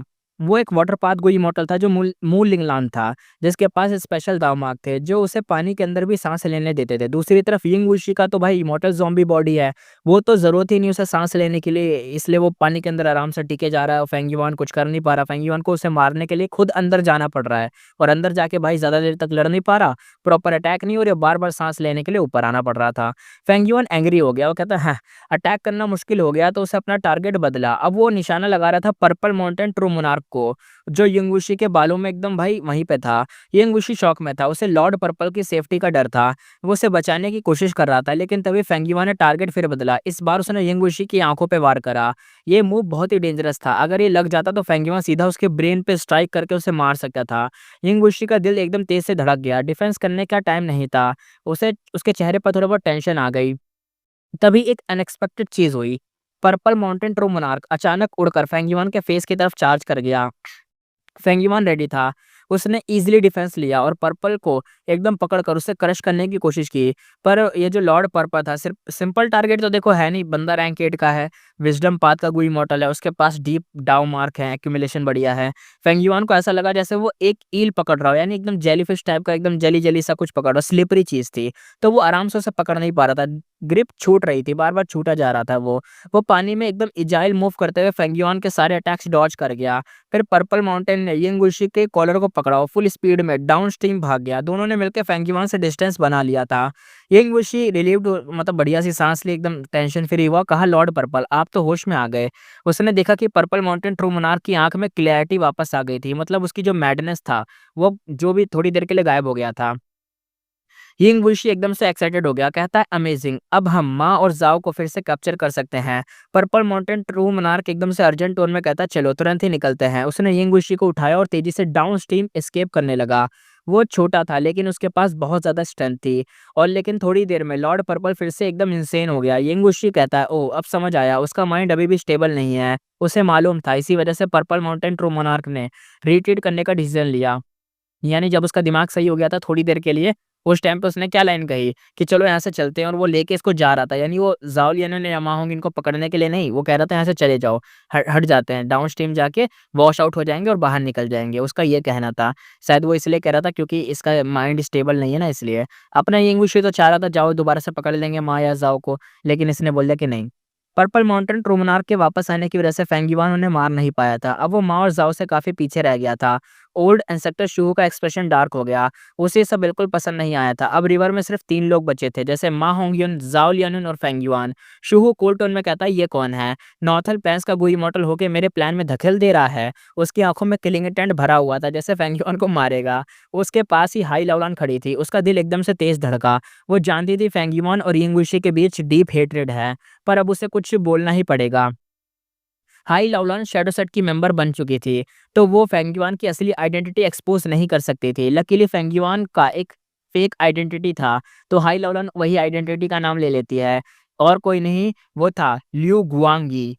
शू एकदम सरप्राइज्ड हुआ, वो कहता है क्या लिu गुआंगी वो डेमोनिक पाथ गोई मॉर्टल जिसने ये लुई कुंगशिंग को मारा था, Asian sword dragon transformation cultivate करता है, वही है क्या? बंदे के चेहरे पर शॉक आ गया, रैंक 8 का बंदा भी सरप्राइज हो गया। शिहू ने नॉर्थन प्लेस की सिचुएशन पे हमेशा नजर रखी थी। वो सब रैंक 8 गो इमोर्टल्स को पोटेंशियल जो था, उन जो भी थ्रेट मानता था, वो जानता था। फॉर्च्यून रिवीलिंग हेवन रिफाइनमेंट के लिए वो सबको मतलब अच्छे से इन्वेस्टिगेट कर चुका था। मतलब उसे पता था कि जब भी मैं रिफाइन करूंगा ये फॉर्च्यून रिवीलिंग हेवन को, तब भी कोई ना कोई दिक्कत आएगी ही। जैसे अभी ज़ाओलियन ने इतनी बड़ी दिक्कत लेके आ गई, और बाकी भी रैंक 8 के इमोर्टल्स जो हैं जैसे लॉन्गेविटी हेवन और बाकी लोग, तो वो सबको जानता था। इसलिए भाई को पता था किसी ना किसी दिन दिक्कत होगी। लेकिन लिu गुआंगी और चूडू जैसे लोग उसके लिए छोटी मछली थे। अब सोच के वो खुद ही हैरान था कि ये छोटा-सा गोई मॉडल अब उसके प्लान को खराब कर रहा था। माओ ली क्यू एकदम हँसते हुए कहता है, "हा, हा, हा! क्या कमाल का ट्विस्ट है! लगता है आज लक हमारी साइड है।" उसकी आवाज़ पूरे एरिया में गूंज गई। उधर बी चैंतियान और वाई लिंगयांग अपने ग्रुप के साथ खड़े थे। सब सेंट्रल कॉन्टिनेंट के गुइमोटो सीरियस फेस के साथ वेट कर रहे थे। उन्होंने डिसाइड किया था कि वो यहीं रुक के चांस का वेट करेंगे। ओल्ड एंसेस्टर शूहू, हाई लाओलान और बाई निमिंग एक साइड थे। सब अलग-अलग ग्रुप्स में रेडी पोजीशन में थे। माओ ज़ाओ के वॉश आउट होने का वेट कर रहे थे कि ये भी बह के निकल जाएँगे और फिर मज़ा आ जाएगा, हम इनको पकड़ लेंगे, ये वो सोच रहे थे। वाई लिंगयांग एकदम कॉलिंग आउट करते हुए कहता है, "फेरी लियानुन, मा होंगिन, बाहर आ जाओ, हम लोग हैं, सेंट्रल कॉन्टिनेंट वाले लोग हैं, तुम्हें बचा लेंगे, तुम बाहर आ जाओ।" ऐसे चिल्ला रहे थे। वहाँ पे माओ ली क्यू फ्यूरियस था, वो कहता है, हैं? तुम सेंट्रल कॉन्टिनेंट वाले मुझसे मुझसे यानी ग्रैंडपा माओ से छीन लोगे उसको, हैं? मज़ाक है क्या? वो एकदम गुस्से में चिल्ला रहा था, ये अपना जो जानवर था। ब्लैक एक्सट्रीमिटी क्विकली एक्सप्लेन करते हुए कहता है, "मा होंगिन, तुम्हें फॉर्च्यून रिवीलिंग हेवन इमॉर्टल गू ने एक्नॉलेज किया है। तुम्हारी वेन्स में जायंट सन का ब्लड है, तुम लॉन्गेविटी हेवन के हो। हम यहाँ तुम्हें घर ले जाने आए हैं।" यानी ये सीधा-सीधा कहना चाह रहे हैं कि तुम हमारे साथ चलो Longevity Heaven. Old instructor Shuhu cold tone में फेंगयुआन से कहता है, अब फेंगयुआन की बारी थी सुनने की, तो फेंगयुआन से कहता है, लियू गुआंगी, अगर तुम मा और जाओ को कैप्चर कर लोगे तो मैं तुम्हें स्नोई माउंटेन का थर्ड पीक लॉर्ड बना दूंगा। मैं शूहू अपने वर्ड्स का पक्का हूँ, तुम्हारा कल्टीवेशन जर्नी स्मूथ रहेगा, मैं खुद सपोर्ट दूंगा। ये सुनकर सब गुई इमोर्टल्स ने फेंगयुआन की तरफ फिर से देखा। वो अब यिंग वुशी को मारने का चांस खो चुका था, क्योंकि अब यिंग वुशी को तो मार नहीं सकता फेंग युआन। अब उसके पास कोई ऑप्शन बचा नहीं था, अपने आप को देखो बचाना है उसे। उसे पता है कि अब सिचुएशन बाहर क्या चल रही थी फेंग युआन को। उसने अपना बेस्ट ट्राई करना ही था। यहाँ भाई को ऑफर दिए जा रहे थे, फेंग युआन तो देखो अपना बेस्ट ट्राई कर ही रहा था। बट पता है क्या था, यहाँ पे रैंक 8 का बेस ही इतना स्ट्रांग होता है। शिहू यहाँ पे प्रेशर डाल रहा है, ऊपर से क्या है, रिवर्स फ्लो रिवर में ना स्ट्रेंथ पाथ इमॉर्टल ज़ॉम्बी की बॉडी का एडवांटेज उसको मिल गया अपने यिंग वुशी को। प्लस क्या हुआ, यहाँ पे पर्पल माउंटेन ट्रू मोनार्क भी जाग गया, शॉर्ट टाइम के लिए उसको क्लैरिटी मिली थी, वो भी यहाँ से भगा के ले गया यिंग वुशी को कि चल यहाँ से। इन सब ने मिला के भाई, इन सब ने मिला के अगेन फेंग युआन को यहाँ पे अपने फेलियर के एज पे ढकेल दिया था भाई, अपने फेलियर पे आ गया था। तो फेंग युआन यहाँ पे कहता है आई फेल्ड अगेन। उसने दांतों को एकदम जोर से दबा लिया, उसके लिए सीन बहुत ही खराब था। रिवर के बाहर जो 3 रैंक 8 की एग्जिस्टेंस थी, उनमें से सिर्फ ओल्ड एंसेस्टर शूहू के साथ मिल सकता था वो यहाँ पे, बाकी किसी के साथ मिल नहीं सकता। क्योंकि भाई हम जानते हैं अगर वो सेंट्रल कॉर्नेट के साथ गया तो उसका क्या हाल होगा भाई, वहाँ पे वो ब्लैक लिस्टेड है। ऊपर से लॉन्गेविटी हेवन तो छोड़ ही दो, वो तो भाई जायंट सन की बिल्डिंग को इसी भाई ने गिराया था। तो वो तो क्या बोलो, उधर भी रहने दो। रही बात क्या शूहू, लेकिन प्रॉब्लम ये थी कि शिहू अभी शैडो सेट के लोगों के साथ था, इसलिए ये भी एक दिक्कत आ गई। फेंग युआन सोचते हुए कहता, अगर मैं रिवर्स फ्लो रिवर से निकल गया तो ये 3 रैंक 8 मुझ पे अटैक कर देंगे। मेरा स्पीड हुई फेंगजी से मैच नहीं करता, चाहे मेरे पास मैरिड सेल्फ और फेमिलियर फेस से जैसे ट्रिक हो, फिर भी मैं एस्केप होने के चांस बहुत कम है, बहुत ज़्यादा। फेंग युआन ने अपनी सिचुएशन को पूरी क्लैरिटी से समझ लिया था कि क्या चल रहा है यहाँ पे। फेंग युआन आगे सोचते हुए कहता है, लेकिन अगर मैं मा और जाओ को कैप्चर कर लूँ तो मेरे पास बेस्ट बार्गेनिंग चिप्स होंगे, यानी मैं फिर बोल सकता हूँ कि ये दो मेरे को जाने दो, वैसा टाइप का। जैसे सेंट्रल कॉन्टिनेंट के लोगों के साथ लॉन्गेविटी हेवन के साथ डील करने को रेडी होंगे, ओल्ड एंसेस्टर शूहू भी रेडी हो जाएगा, तब मैं उनका यूज करके सेटो सेट को खत्म करवा सकता हूँ। ये सोच के फेंग युआन ने सीधा मा होंगिन और जाओ लियन की तरफ देखा। वो अपस्ट्रीम की तरफ तैर रहा था, फुल स्पीड में वो दोनों पे चार्ज कर गया। मा और जाओ ने उसकी स्पीड देखी, अब उनके लिए बस एक ही चीज थी, फेंग युआन। और उसका जो हॉस्टिलिटी है हम जानते हैं कितना खतरनाक है, वो साफ साफ दिख रहा था इन दोनों को कि भाई फेंग युआन यहाँ पे आ रहा है और अच्छे इरादों से तो इनके पास नहीं आ रहा है। उन दोनों ने अपने दांतों को कस लिया और तैरना कंटिन्यू रखा। माँ होंगी ने सोचते हुए कहता है, प्रिजर्व, प्रिजर्व। अभी भी सुरोई माउंटेन से निकला था, जस्ट थोड़ा सा ही फ्री हुआ है, इसलिए वो कैप्चर दोबारा तो होना नहीं चाहता था। और लेडी शाओयुन भी वो मेरी वजह से ऐसी बन गई, ये भी सोच रहा था भाई अपना।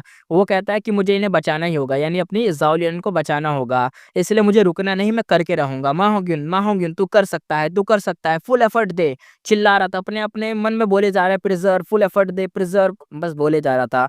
उसने दांतों को एकदम कस लिया था, पूरी ताकत से तैरने लगा। थकान के बावजूद उसके दिल में एक स्ट्रांग ड्राइव था। फेंग युआन का स्पीड उन दोनों से बहुत ज्यादा तेज था, पर क्योंकि वो पहले यिंग वुशी से फाइट कर चुका था, उसे रिवर्स फ्लो रिवर ने बहुत पीछे ढकेल दिया था, तो वो कुछ टाइम के लिए तो भी उनसे दूर था। इसी वजह से माँ और जाओ थोड़ी देर के लिए सेफ थे, जब तक उनका स्टेमिना खत्म ना हो जाए। टाइम गुजरता गया, ये जो मिस्टिकल कंपटीशन था अपने एंड के क्लोज आ गया था। रिवर के बाहर बहुत सारे गो इमॉर्टल इन तीनों को ऑब्जर्व कर रहे थे कि कौन निकले और कब पेले इनको। जाओ लियनन कहती है हाँ, उसके फेस पर एक्सप्रेशन सडनली बदल गया। तैरते वक्त उसके पैर किसी सॉलिड ग्राउंड से टकराए, उसने नेचुरली एक स्टेप रखा और देखा वो रिवर्सल रिवर के पानी पे बाहर आ गई थी, उसका हेड और शोल्डर पानी के ऊपर आ गए थे। और ये देख के मा होंगिन और जाओ लियनन खुशी से एकदम भाई भर गए कि एकदम खुशी आ गई। यहाँ पे फ्लड एक्सट्रीमिटी शॉक्ड हो गया, वो कहता है ये कैसे हो गया। लॉन्ग डॉग टेल, ये जो एक्सपेंडिंग फेरट जो भी है, अरे अपना जानवर भाई, ये जानवर कहता है अरे तुम लोग इतने इग्नोरेंट हो क्या। रिवर्स फ्लो रिवर में अपस्ट्रीम जाओगे तो पानी ग्रेजुअली एकदम खत्म होता जाएगा ना। तुमने रेंजू नहीं पढ़ी थी क्या। तब रेंजू ने भी, मतलब जो रेंजू था, रेंजू भी तो रिवर से निकलना चाहता था पर लास्ट स्टेप में फेल हो गया था। माओ, ये जो माओली क्यू लाउडली चिल्लाया, तो कहता है अच्छा तो ये बात है, माओली क्यू वही है अपना जानवर। वो कहता है अब सेंट्रल कोऑर्डिनेट के गुई मॉडल को भी समझ आ चुका था कि ये सब सीन क्या चल रहा है, क्योंकि जानवर आराम से तो बोलता नहीं है, चिल्ला चिल्ला के बोलता है, तो उन्होंने भी सुन लिया कि क्या सीन चल रहा है। जो सब शॉक्ड हो गए थे कि क्या सीन हुआ है, तो वो अब समझ आ रहा था उनको। और अगर तुम्हें नहीं समझ आ रहा तो मैं तुम्हें बता देता हूँ।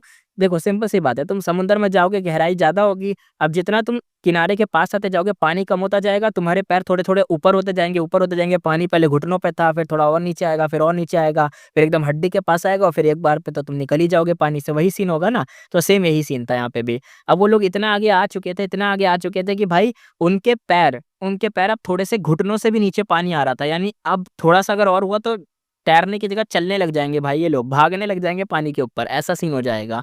तो ये देख के ये लोग शॉक्ड हो गए थे कि अरे! ये इतना क्या हो गया? इनके पैर मतलब थोड़ा-सा ऊपर कैसे आ गए पानी में, है ना? तो ये सीन देख के हिल गए थे, तो अब तुम भी समझ गए होगे। आगे देखते हैं। एक इमॉर्टल बोला बिना रियलाइज़ किए ये दोनों ऑलरेडी एंड तक पहुँच गए क्या? अरे भाई कितना आगे तक पहुँच गए? दूसरा कहता है देखो बस 100 स्टेप दूर है, बस 100 स्टेप।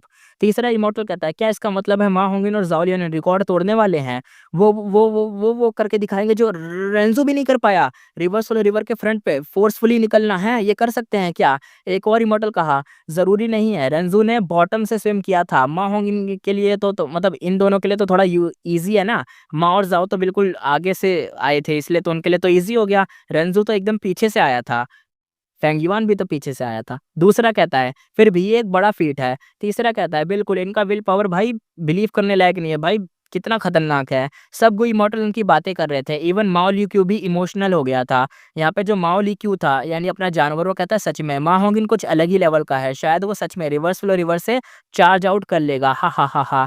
ब्लैक एक्सट्रीमिटी और फ्लड एक्सट्रीमिटी ने एक दूसरे को देखा। ब्लैक एक्सट्रीमिटी प्राउड टोन में कहता है एज़ एक्सपेक्टेड ये वही इंसान है जिसने फॉर्च्यून रिवीलिंग हेवन इमॉर्टल गू मतलब ये जो इतना खतरनाक गू था उसने खुद इस इंसान को चूज़ करा था।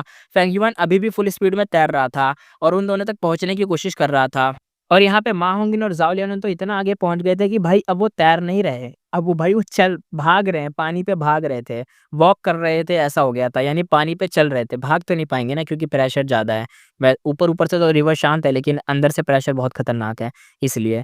तो वो अब भाग नहीं रहे मतलब चल रहे हैं, ऐसे पैर आगे धीरे-धीरे बढ़ाते हुए आगे बढ़ रहे हैं, ऐसा हो गया था। अब ऑलमोस्ट सारे गोइमोटो की नज़र उन पे थी। सबको देखना था कि क्या ये लोग हिस्ट्री का रिकॉर्ड तोड़ पाएँगे? और एक सेंस में रेंज़ू भी मतलब रेंज़ू से भी आगे बढ़ जाएँगे, रिवर्स फ्लो रिवर के फ्रंट से निकल जाएँगे क्योंकि रेंज़ू तो निकल नहीं पाया था, क्या ये लोग निकल जाएँगे?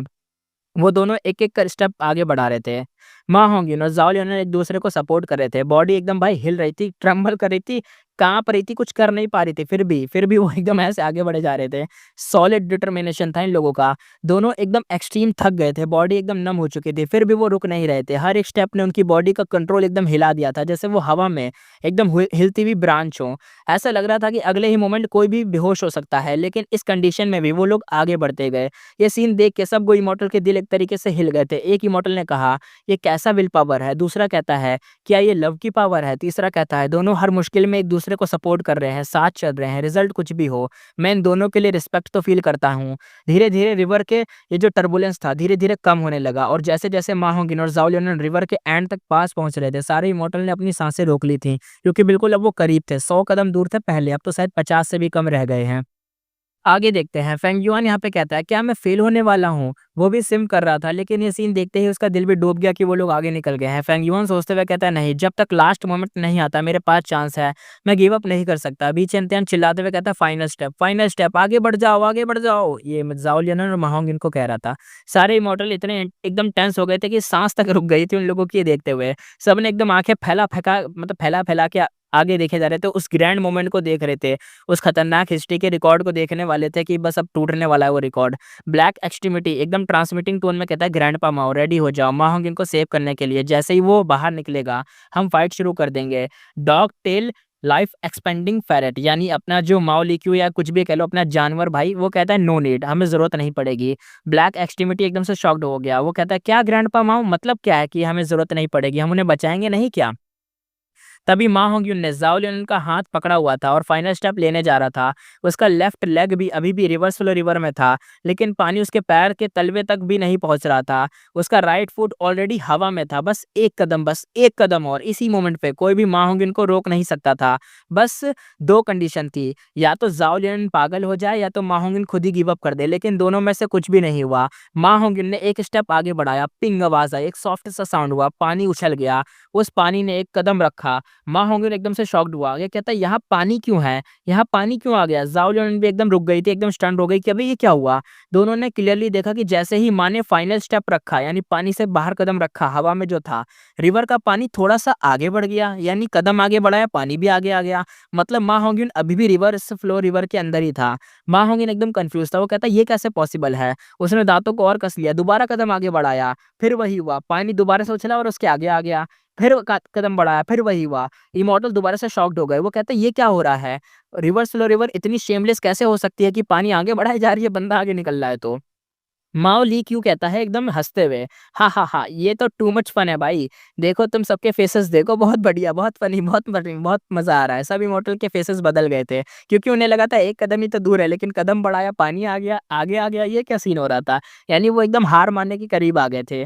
ब्लैक एक्सट्रीमिटी रियलाइज़ करते हुए कहता है, उसने कहा उसने कहा, "अरे! माओ ली क्यू के पहले वर्ड्स याद किए।" उसे तुरंत ही समझ गया कि क्या कहना चाह रहा है। माओ ली क्यू पहले से ही श्योर था कि मा होंगिन रिवर से बाहर ही नहीं निकल सकता, इसलिए वो इतना शांत था, फाइट नहीं कर रहा था। यानी अब समझ आया कि ये जो अपना जानवर था उसने क्यों कहा था।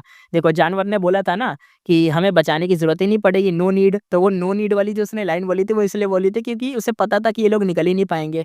यानी रिवर्स फ्लो रिवर इनको निकलने ही नहीं देगी बाहर, ये वॉश आउट ही होना है इनको, ये निकल नहीं सकते, ये सीन था। इसी बात पे हँस रहा था वो। फ्लड एक्सट्रीमिटी एकदम से कहता है, "ग्रैंडपा माओ, ये क्या हो रहा है? ये क्या हो रहा है बताइए?" तो माओ लीक्यू एकदम हँसते हुए कहता है, "तुम सब बेवकूफ़ हो, देखो अपने फेसेस देखो गँवारो।" वो हँसते-हँसते अपने क्लॉथ से ग्राउंड पे एकदम थप-थप करके एकदम हँसे जा रहा था। पता है ना जानवर जब पैर मार-मार के ज़मीन पे हँसते रहते हैं या एकदम उलट-पुलट हो जाते हैं, वैसे हँसते रहते हैं, वैसे ही हो गया था। तो अपना जो जानवर भाई था माओलिक्यू वो कहता है रिवर्स फ्लो रिवर का नेचर ही ऐसा है, इसका एक अपस्ट्रीम और एक डाउनस्ट्रीम पार्ट है, लेकिन कोई भी इंसान फोर्सफुली अपस्ट्रीम से निकल नहीं सकता क्योंकि रिवर्स फ्लो रिवर का कोई एंड ही नहीं है। हर स्टेप जो तुम फाइनल स्ट्रेच में लोगे वो सिर्फ एक नए एक्सटेंशन बना देगा रिवर की, यानी जितना तुम आगे जाओगे रिवर भी उतना आगे चली जाएगी, तुम बाहर नहीं निकल पाओगे इसके। इसका कोई आगे वाला एंड नहीं है, याद रखना, आगे कोई एंड नहीं है, पीछे ही एंड है बस। माओली क्यों कहता है इमोरियल एरा में जब रेंजू ने अपने बेटे को बचाना चाहा तब फेट गू ने सब मतलब सब जितने भी बीइंग्स थी लाइफ की और डेथ की डिसाइड की थी एक डेड पर्सन को सेकंड लाइफ कैसे मिल सकती है, ये हेवन और अर्थ के रूल्स के अगेंस्ट है। इसी वजह से विजडम गू ने रेंजू को ये मिस्टिकल ट्रुथ नहीं बताया था कि रिवर्स फ्लो रिवर ऐसी है। ओके, तो यही वजह थी। हम जानते हैं ना, बोला नहीं गया था कि तुमने अगर ये रिवर पार कर ली तो तुम मौत से ज़िंदगी की तरफ जाओगे, लेकिन बंदा मौत से ज़िंदगी की तरफ जा ही नहीं सकता, मरा हुआ पर्सन कैसे ज़िंदा हो सकता है, उसका ये कहना था। तो वही बात है, तुम कितना ही आगे चले जाओ, भले तुम एकदम एंड पे आ जाओ, एकदम लास्ट पे आ जाओ, जैसे तुम आगे कदम रखोगे, तुम डेड फिर भी रहोगे, तुम एकदम ज़िंदगी के उस मतलब वही बात आ जाएगी, तुम होता नहीं है कि एक कदम तुम्हारे सामने वो दरवाज़ा है, लेकिन तुम दरवाज़े के लिए बस उस पे हाथ आगे बढ़ाते हो, तो वो हाथ जा नहीं रहा, तुम थोड़ा और आगे बढ़ते हो, तो वो और दूर दरवाज़ा जाता है। वही बात आ गई थी। तो माओ लीक्यू आगे एकदम और हँसते हुए, एकदम चिल्लाते हुए, एकदम बहुत तेज़-तेज़ हँसते हुए कहता है, "हा, हा, हा, हा, हा, हा, हा, हा! ये तो इंसेन है, इतना फ़नी सीन मिल गया हमें तो।" वो लिटरली ग्राउंड पे रोल कर रहा था, अपना पेट पकड़ के एकदम हँस रहा था। सब इमोर्टल्स के चेहरे चेंज हो गए थे। ये एक इम्मोरल सीक्रेट था। सब पहली बार सुन रहे थे क्योंकि किसी को पता नहीं था कि ऐसा भी है। एक इमोर्टल कहता है, "मतलब लेजेंड्स में विज़डम गू ने रेंज़ू को ट्रैप किया था।" दूसरा कहता है, "रेंज़ू तो फ़ेल हुआ था लास्ट स्टेप पे, लेकिन असल में कोई लास्ट स्टेप तो था ही नहीं। वो फ़ेल बस इसीलिए हो गया था क्योंकि वो कभी निकल ही नहीं सका।" तीसरा कहता है, "रिवर्स फ्लो रिवर तो पहले से ही एंडलेस थी भाई, वो निकल कैसे सकता था?" चौथा इमॉर्टल कहता है, "ये तो एक प्रॉपर स्कीम थी, विज़डम गू ने स्पेशल ट्रैप लगाया था ये तो।" एक और इमॉर्टल कहता है, "वेट, मतलब क्या मा होंगिन और ज़ाओ लियोन हब हमेशा के लिए रिवर्स फ्लो रिवर के अंदर ही ट्रैप हो जाएँगे?" ये लाइन सुनते ही सबको रियलाइज़ेशन हुआ। सारे इमॉर्टल्स की नज़र तुरंत ही रिवर्स फ्लो रिवर पे आ गई। लेकिन इस बार उनका फ़ोकस मा और ज़ाओ पे नहीं था। सबकी आँखें अब फेंग युआन पे टिक गई, जो थोड़ा-सा पीछे था।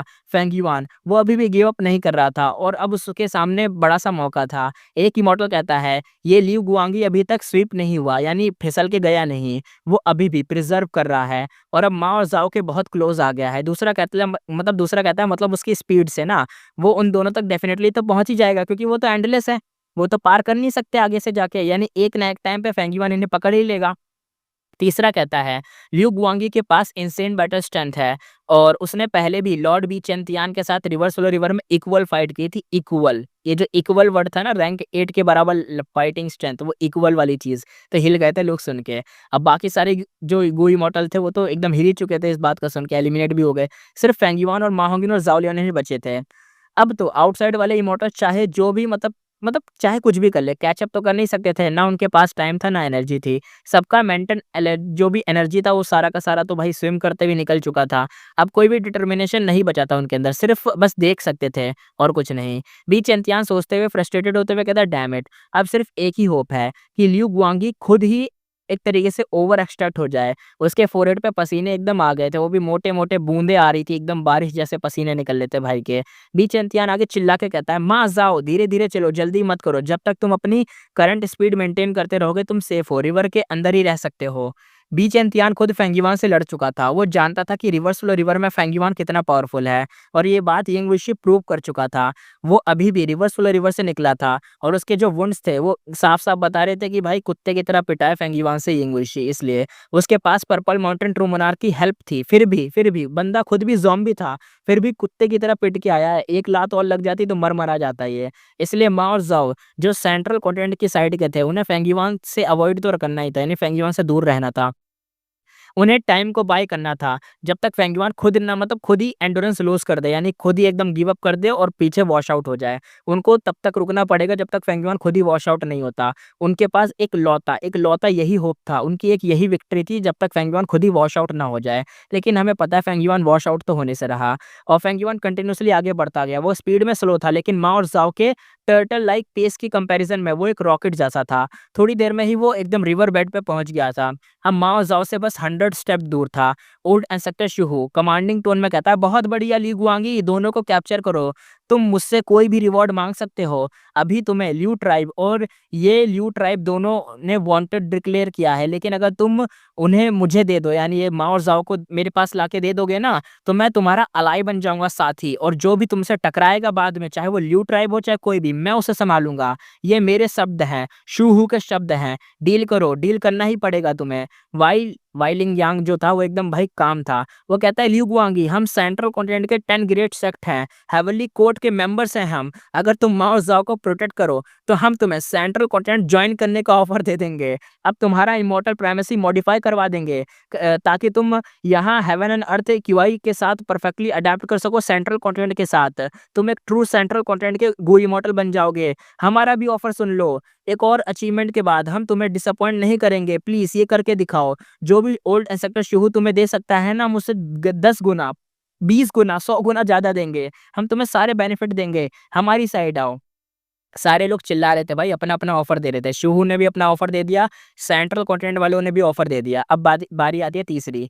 अब यहाँ पे तीसरा बंदा चिल्लाता है, फ्लड एक्सट्रीमिटी चिल्ला के कहता है, ल्यू गुआंगी, चाहे तुम्हारे पास हुआंग जिन ब्लड लाइन नहीं है, लेकिन अगर तुम मा होंगिन या ज़ाओ लियान दोनों को प्रोटेक्ट करके हमें लॉन्गेविटी हेवन यानी लॉन्गेविटी हेवन को देते हो, हवाले करते हो, तो हम एक एक्सेप्शन बना के तुम्हें एक्सटर्नल सुप्रीम एल्डर बना देंगे। लॉन्गेविटी हेवन ज्वाइन करने के बाद तुम्हें अनइमेजिनेबल बेनिफिट मिलेंगे। तुम नॉर्थर्न प्लेन्स के राइटियस पाथ में आ जाओगे, डोमिनिक पाथ नहीं रहोगे और कोई तुम्हें वांटेड डिक्लेयर नहीं कर सकेगा, बल्कि सारे के सारे हुआंग जिन ट्राइब तुम्हें वेलकम करेंगे। ये सीन सच में भाई बहुत ही आयरॉनिक था। एक तरफ से देखा जाए तो फनी भी था। तीनों साइड ने फेंगयुआन को इतने इतने बेहतरीन ऑफर दिए थे कि भाई बंदा सहने को ना सह सके। अब उसका पोजीशन लिटरली अनबीटेबल था। अगर वो इस अटेम्प्ट में सक्सेसफुल हो गया तो चाहे वो किसी की भी साइड ज्वाइन करे, उसे इंसेन लेवल के बेनिफिट मिलने वाले थे।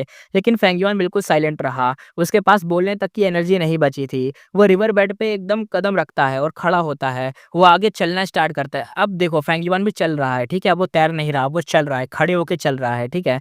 उसे पता था अब बातें करना बेकार है, सिर्फ एक चीज मैटर करती है, मा होंगिन या ज़ाओ लियान को कैप्चर करना। बस तभी वो क्वालीफाई करेगा नेगोशिएशन के लिए, तीनों फोर्सेस के साथ जो रिवर के बाहर थी।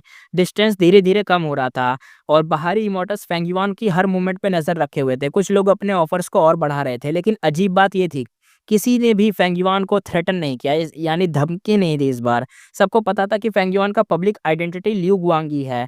ये वही बंदा था जिन्होंने ये लुई कुंगशिंग को मार दिया था, जिसके पास इंसेन लेवल की बैटल स्ट्रेंथ थी, जो लिu ट्राइब को ओपनली ऑफेंड कर चुका था। ऐसा बंदा लॉलेस और एक तरीके से विशियस था। उसे थ्रेटन करना मतलब खुद की मौत को बुलाना था।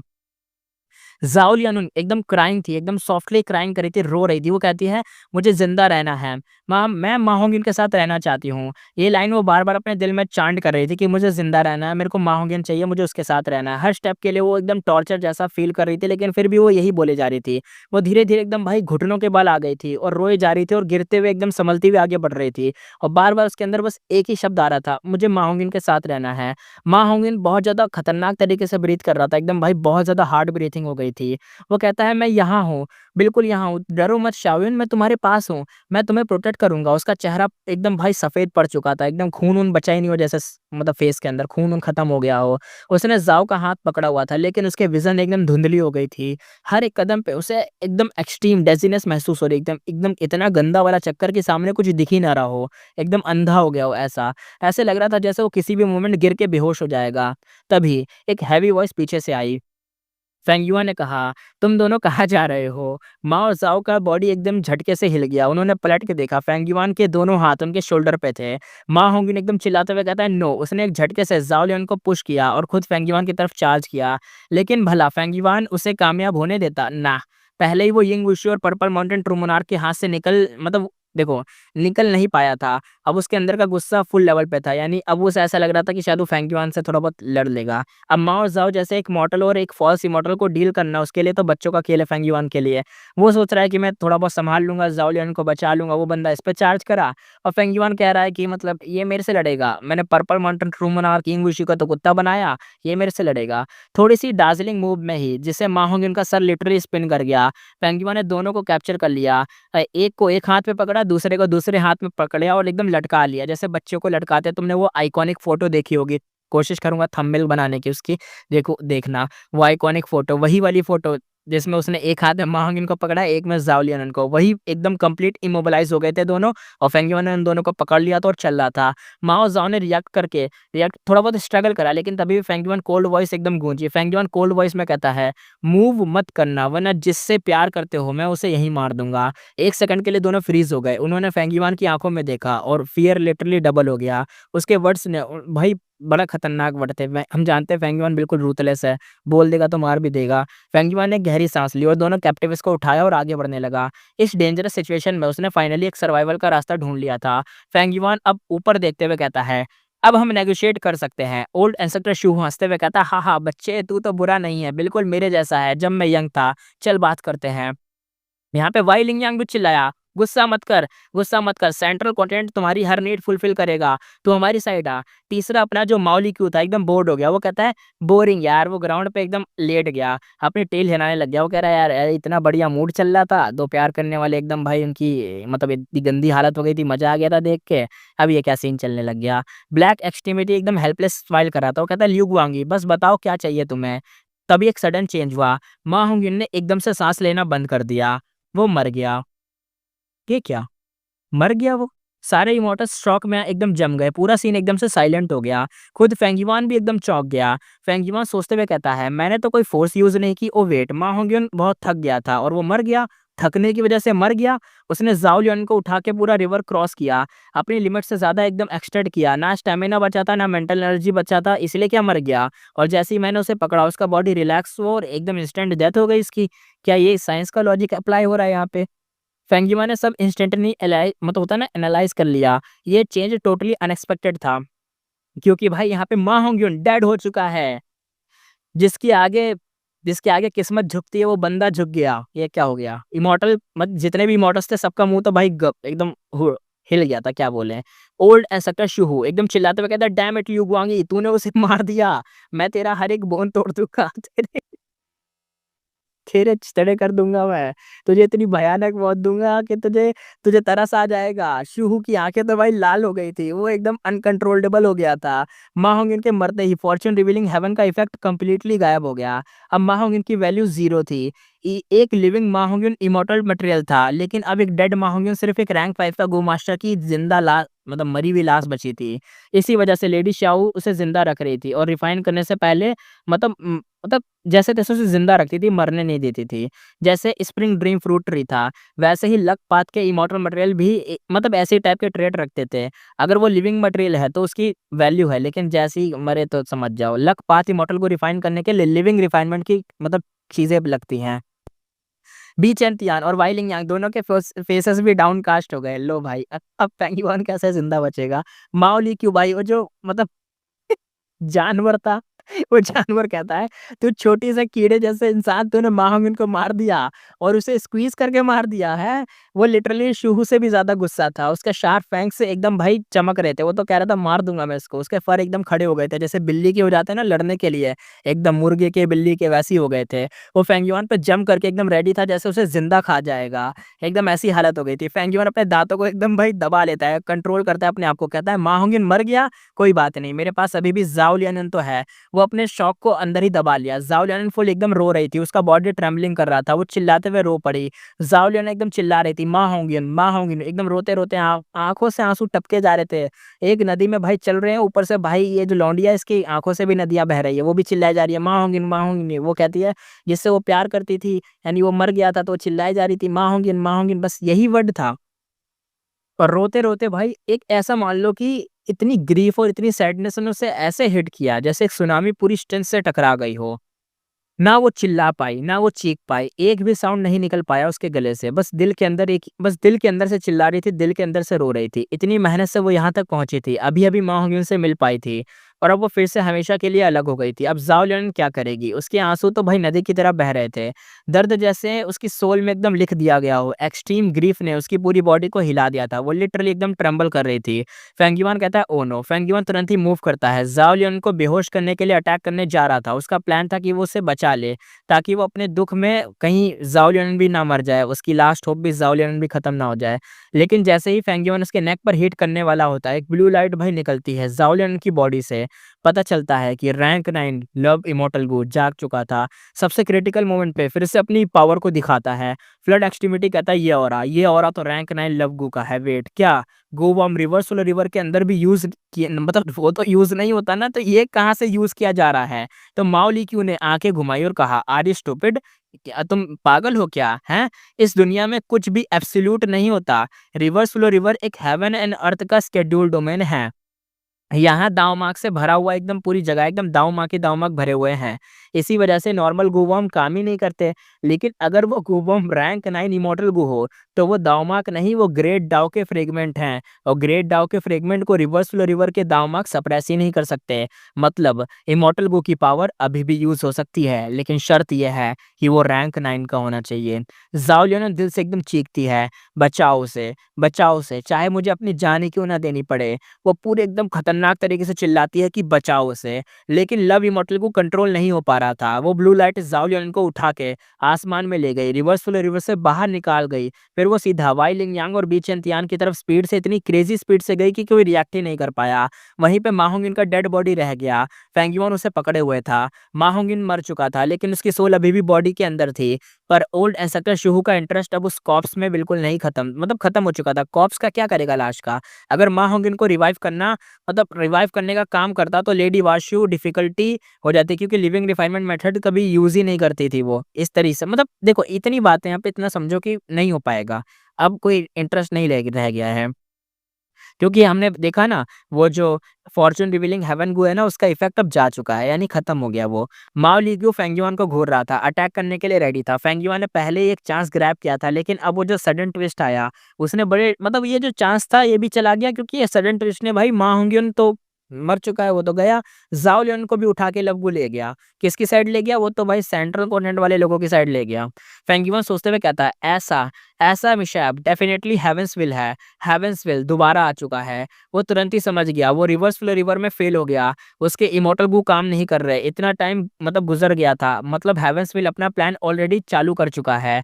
पहले उसे रिवर्स फ्लो रिवर में एक तरीके से ढकेला गया। फिर पर्पल माउंटेन ट्रू मोनार्क और यिंगुशी के इवेंट्स आए और अब मा होंगिन और ज़ाओ लियन का सीन आया। सब कुछ हेवेंसविल का काम था। ये सब कुछ हेवेंसविल ने करा। मा होंगिन को हेवेंसविल ने मारा। इसका कहने का तो यही मतलब होगा। मा होंगिन ने अपना हेड उठाया। उस मोमेंट पे वो कंप्लीटली ट्रैप्ड था। सॉरी गलत बोल दिया मैंने, मा होंगिन तो मर चुका है। फेंग युआन ने अपना हेड उठाया और ऊपर देखा। ऊपर एक खतरनाक यानी एक स्टीड मानते हैं उसको, वो जो फेरट अपना जानवर है, वो जानवर खड़ा था ठीक उसके सामने। साइड शक्ल करी तो पता चला सेंट्रल कॉन्टिनेंट वाले लोग खड़े हैं। इधर शक्ल करी तो पता चला येंगुइशी और शिहू जो उसकी जान का भूखा पड़ा है वो भी खड़ा है। 3 खतरनाक बंदे रैंक 8 वाली इतनी खतरनाक पार्टियाँ उसके ठीक सामने थी। अगर वो यहाँ से वॉश आउट हुआ तो वो गया यानी गेम ओवर। अब फेंगयुआन नहीं कुछ कर सकता था, यानी अब गेम ओवर होने वाला था। वो कंप्लीटली ट्रैप्ड हो गया था, अब कुछ नहीं कर सकता था। हेवेंसविल ने फिर से उसे फँसा दिया। सिर्फ ओल्ड इंसेक्टर शूहू और माओ लिक्यू और सेंट्रल कॉन्टिनेंट के गुइमॉर्टल ही नहीं, यहाँ पे इवन हेवेंसविल भी हर जगह फैला था। पूरी कोशिश कर रहा था कि भाई इस बड़ी चीज़ को यानी इस अनकंट्रोल्ड चीज़ फैक्टर को ख़त्म कर दिया जाए। फेंगयुआन कहता है एक डेस्परेट सिचुएशन हो तो फिर क्या? मैं क्या करूँ यहाँ पे? फेंगयुआन का मुँह एकदम भाई सूख चुका था, लेकिन शुरू से लेके एंड तक उसके फेस पर कोई भी एक्सप्रेशन नहीं था। वो सोच नहीं पा रहा था कोई तरीका। सिर्फ ओल्ड एंसेस्टर शूहू ही एक ऐसा एनिमी था जिसको फेंगयुआन फेस नहीं कर सकता था। वो जायंट पर्पल फेरेट तो समझ से बाहर था। वो जायंट सन इमॉर्टल वंडरबल का स्किड था और बाकी कोई इमॉर्टल का तो क्या ही कहना, वो भी तो यहाँ पे थे। फेंगयुआन के पास कोई वे नहीं था, वो बस रिवर्स फ्लो रिवर में आगे बढ़ता जा रहा था। उसके आस-पास के गु इमॉर्टल की आवाज़ें घूम रही थी। गु इमॉर्टल कहता है, "ल्यू गुआंगी, आज तू डेथ से नहीं बच पाएगा।" दूसरा इमॉर्टल कहता है, "तुमने इतना इविल काम किया, आज तुमने अपनी ही बर्बादी लिख दी है। तुम्हारा ये हाल हेवन का जजमेंट होगा।" तीसरा कहता है किल हिम, हमने उसे किल करना है, चाहे कुछ हो जाए, हमारे प्लान्स इसने बिगाड़े, हमें इसे मारना है। और कोई इमॉर्टल कहता है क्या तुम्हें पता है तुमने इंसानों को मार दिया, जिसे टच करना भी अलाउड नहीं था तुमने उसको मार दिया, अब तुम पक्का मरोगे। और यहाँ पे जो फेरट था अपना जानवर वो हाउल करता है। उसका हाउल पूरे एरिया में गूंज गया, साउंड वेव रुक ही नहीं रही थी। अगर रिवर्स फ्लो रिवर ना होता तो अब तक वो फेंगयुआन पे अटैक कर चुका होता।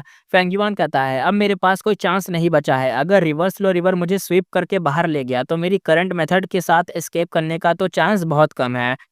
फेंगयुआन बिल्कुल ब्लैंक था, वो सिर्फ रिवर्स फ्लो रिवर में आगे बढ़ता गया स्टेप बाय स्टेप। वो ऑलरेडी फ्रंट तक पहुंच गया था। हर स्टेप के साथ रिवर्स फ्लो रिवर थोड़ा-सा आगे मूव करता, जिससे फेंगयुआन हमेशा के लिए रिवर में ही अटका रहता। यानी वही सीन अब फेंगयुआन के साथ भी हो रहा था। जितना पैर आगे बढ़ाता, रिवर खत्म हो चुकी है लेकिन जैसे ही पैर बाहर रखता, वापस से पानी आ जाता। यानी वही एंडलेस वाली चीज़ आ रही थी। रिवर्स फ्लो रिवर का कोई एंड नहीं था, ये एक तरह का डिस्पेयर था, लेकिन फेंगयुआन ने कुछ फ़ील नहीं किया। फेंगयुआन कहता है अपनी ज़िंदगी में मैंने बहुत बार डिस्पेयर फेस किया है। ऐसी बहुत चीज़ें मैंने फेस की हैं। उसकी आँखें क्लियर थी, फेस अभी भी एक्सप्रेशनलेस था। फेंगयुआन कहता है अब इस सिचुएशन में मैं सिर्फ वेट कर सकता हूँ, जब तीनों साइड्स आपस में लड़ेंगे, तब मैं ही एस्केप कर पाऊँगा। मुझे बस इस रिवर में ही रह के टिके रहना होगा। स्टेप बाय स्टेप टाइम गुज़र गया। जो गु इमॉर्टल वेट कर रहे थे फेंगयुआन का स्विप होने का, वो इरिटेट होने लगे। गु इमॉर्टल कहते हैं क्या तू वहीं रुकने वाला है? दूसरा कहता है रिवर्स फ्लो रिवर में आगे बढ़ने का क्या फ़ायदा? तू तो फिर भी मर ही जाएगा। तीसरा कहता है बाहर आ कावर्ड, एक स्लैप में खत्म कर दूँगा तेरे को तुझे। तीसरा कहता है अब तो होपलेस हो गया होगा ना तू ली गुआंगी, अब तो बाहर आ जा, क्या हॉनर बचा है तेरा? सुसाइड ही एक ऑप्शन बचा है, या तो मर जा या तो बाहर आ जा। कुछ गु इमॉर्टल हँस रहे थे, कुछ तो भाई बड़ी खतरनाक नज़र से देख रहे थे। उनके लिए फेंगयुआन बस एक बेकार से स्ट्रगल में फँसा हुआ नज़र आ रहा था कि ये तो चोमू है, फँसे रहने दो, या तो मर जाए वहीं पे या तो बाहर आके हम इसे मार दें। कुछ करे बस खत्म हो जल्दी से, इरिटेट हो गए थे वो। ओल्ड इंस्ट्रक्टर शूहू कहता है अगर तुम्हें लगता है कि जब हम फाइट करेंगे तो तुम्हें एस्केप करने का चांस मिलेगा तो भूल जाओ। आज मेरा सिर्फ एक ही टारगेट है, तुम।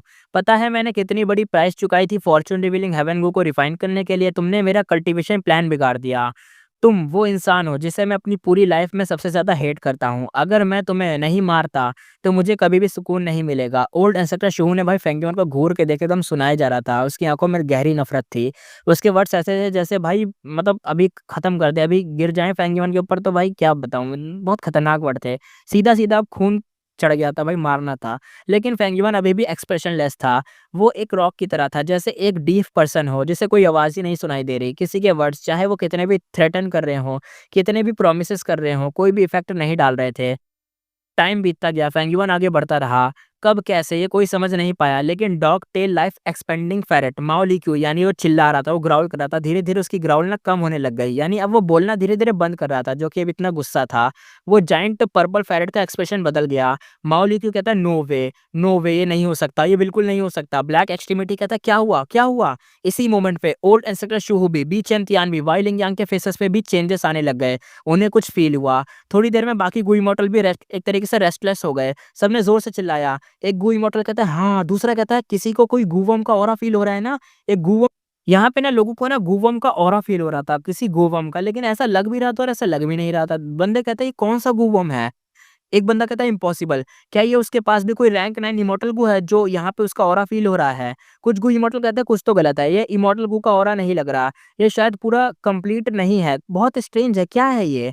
अचानक यूं ही एजे की आँखों में चमक उठी, उसने गैस लगाते हुए बोला, ये सिचुएशन लगता है वो रिफाइनिंग गू कर रहा है, वो रिफाइन कर रहा है, वो रिवर्स फ्लो रिफाइन कर रहा है, ये क्या हो रहा है यहाँ पे? एक गू इमॉर्टल ने तुरंत ही मज़ाक उड़ाया, बंदा कहता है क्या बकवास कर रहे हो? रिवर्स फ्लो रिवर के अंदर रिफाइनिंग गू? इम्पॉसिबल।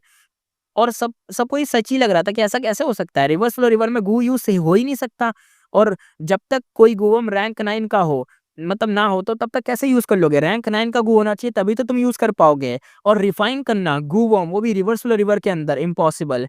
और इवन दो फेंगयुआन के पास विज़डम गू था जो कि लांग या ब्लेसलैंड के अंदर था, वो उसका यूज़ नहीं कर सकता था। रिफाइनिंग गू तो बिल्कुल एक तरीके से पॉसिबल ही नहीं था। फेंगयुआन ने भी अपनी बॉडी के अंदर चेंजेस फ़ील किए। वो बाहर से एक्सप्रेशनलेस था लेकिन अंदर से शॉक में था। फेंगयुआन कहता है लगता है मैं सच में रिफाइनिंग गू कर रहा हूँ। ये क्या हो रहा है? हर स्टेप के साथ मेरी बॉडी के अंदर ऑरा स्ट्रॉन्ग होता जा रहा है। ये क्या हो रहा है? चाहे फेंगयुआन समझ नहीं पा रहा था लेकिन उसे ये क्लियर था कि कुछ तो टर्निंग पॉइंट है। सिचुएशन अपने सबसे बुरे लेवल पे थी लेकिन अब चाहे जो हो फेंगयुआन ट्राई करना चाहता था। वो आगे बढ़ता गया। स्टेप बाय स्टेप उसके कदम आगे बढ़ रहे थे और वो चीज़ रिफाइन हो रही थी। वो कुछ तो रिफाइन हो रहा था।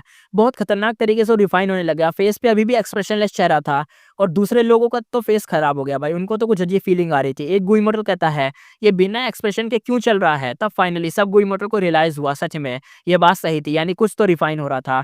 फेंगयुआन के अलावा जो भी लोग कभी इस सिचुएशन में आए थे, सबके फेसेस भाई अब खराब होने लग गए। कोई पेन में था, कोई पागल हो जाता है, कोई चिल्लाता है, कोई रो पड़ता है। लेकिन फेंगयुआन शुरू से लेके अब तक मतलब एक्सप्रेशन नहीं बदला था। सब इमोर्टल चुप हो गए। उन्हें पता था जिसे ये क्वेश्चन पूछा वो असल में कुछ और पूछ रहा था और वो था ये ल्यू गुआंगी इतना देर तक कैसे टिक गया और लगता है ऐसे जैसे वो और भी टिक सकता है, जैसे वो हमेशा के लिए प्रिजर्व कर सकता हो। कैसे पॉसिबल है ये? सब लोग एलिमिनेट हो गए, रिवर्स फ्लो रिवर में सबको स्वीप कर दिया गया, सबके सब बह बह के वॉश आउट हो गए। तो फिर ये कैसे कैसे ये अकेला बचा हुआ, इतनी स्ट्रेंथ कैसे है उसके पास? क्या वो क्या क्या वो क्यों और वो सिर्फ वही क्यों? किसी के पास इसका जवाब नहीं था। सब वो इमोर्टल चुप हो गए। थोड़ी देर बाद जब फेंगयुआन आगे बढ़ता गया, उसकी बॉडी के अंदर गूवॉर्म ऑरा और स्ट्रॉन्ग होता गया। अब वो अपने पीक पर पहुँच गया था और जल्दी ही और इतने पीक पर पहुँच गया, इतने पीक पर पहुँच गया कि जल्दी फेंगयुआन की बॉडी के अंदर से और बाहर से हर जगह से प्योर व्हाइट लाइट चमकने लग गई। यहाँ पे अब वो जो अपना जानवर था यानी माओ ली क्यू वो कहता है सच में ऐसा हो गया। उसने सीन देखकर उसकी आँखों में एकदम भाई एक चमक आ गई। वो लिटरली शॉक में था। ये देखकर उसने अपनी आँखों पे यकीन नहीं हो रहा था। तो ब्लैक एक्सट्रीमिटी ने बोला ग्रैंडपा माओ ये क्या हो रहा है? वो अपने आप को रोक नहीं पाया, उसने तुरंत ही पूछ ही लिया था। तो यहाँ पे जो ग्रैंडपा था यानी अपना जानवर वो कहता है हाँ, अब वो इस पॉइंट पे है, मुझे कुछ छुपाने का रीज़न तो बचता नहीं। उसने गहरी साँस ली और डिफीटेड लग रहा था, यानी ऐसा लग रहा था वो हार गया हो। तो ग्रैंडपा अपना जानवर कहता है, उसकी बॉडी के अंदर एक इमॉर्टल गू नरिश हो रहा है, पूरा तैयार हो रहा है। इस इमॉर्टल गू का नाम है प्रिजर्वेंस। ये सब सुन के एकदम शॉक में हो गए। ब्लैक एक्सट्रीमिटी ने बोला, प्रिजर्वेंस इमॉर्टल गू? वो लिटरली एकदम हिल गया बोल के। बाकी के गू इमॉर्टल्स भी एकदम शॉक में आ गए। यूईएजी कहता है, क्या लेजेंड्स ऑफ रेंजू में ये नहीं लिखा था कि प्रिजर्वेंस इमॉर्टल गू वो क्रूशियल मोमेंट गू जिसे वो यूजर रिवर्स फ्लो रिवर को कॉन्कर कर सकता था? क्या वो बस एक लेजेंड नहीं था? सच में प्रिजर्वेंस इमॉर्टल गू एग्जिस्ट करता है? बी चैंतियान कहता है नहीं, वो एग्जिस्ट नहीं करता। वो हेवनली कोर्ट का गू इमॉर्टल था। उसे एशियन सीक्रेट काफी पता थे। यानी वो कहना चाह रहे थे, यानी यहाँ पे जो यूईएजी है ना उसके पास भी देखो कितना दिमाग है और बी चैंतियान इसके पास भी दिमाग है, लेकिन ये दोनों तो एक ही जगह के हैं ना। तो ये बंदा कह रहा है नहीं करता, वो कहता है कि हो सकता है करता हो। अब इन दोनों के बीच हो गया था, तो इनके बीच जो सेंट्रल कॉन्टिनेंट का एक और बंदा था यानी वाई लिंगयांग, वो कहता है एक वक्त था जब ये किसी के पास था, वो था हेवनली कोर्ट का former leader Genesis Lotus Immortal Venerable. Gu immortal कहते हैं क्या? सब फिर से शॉक में आ गए। बी चैंतियान कहता है लेकिन हमने कभी एक्सपेक्ट नहीं किया था कि प्रिजर्वेंस इमॉर्टल गू का रिफाइनमेंट मेथड ऐसा होगा।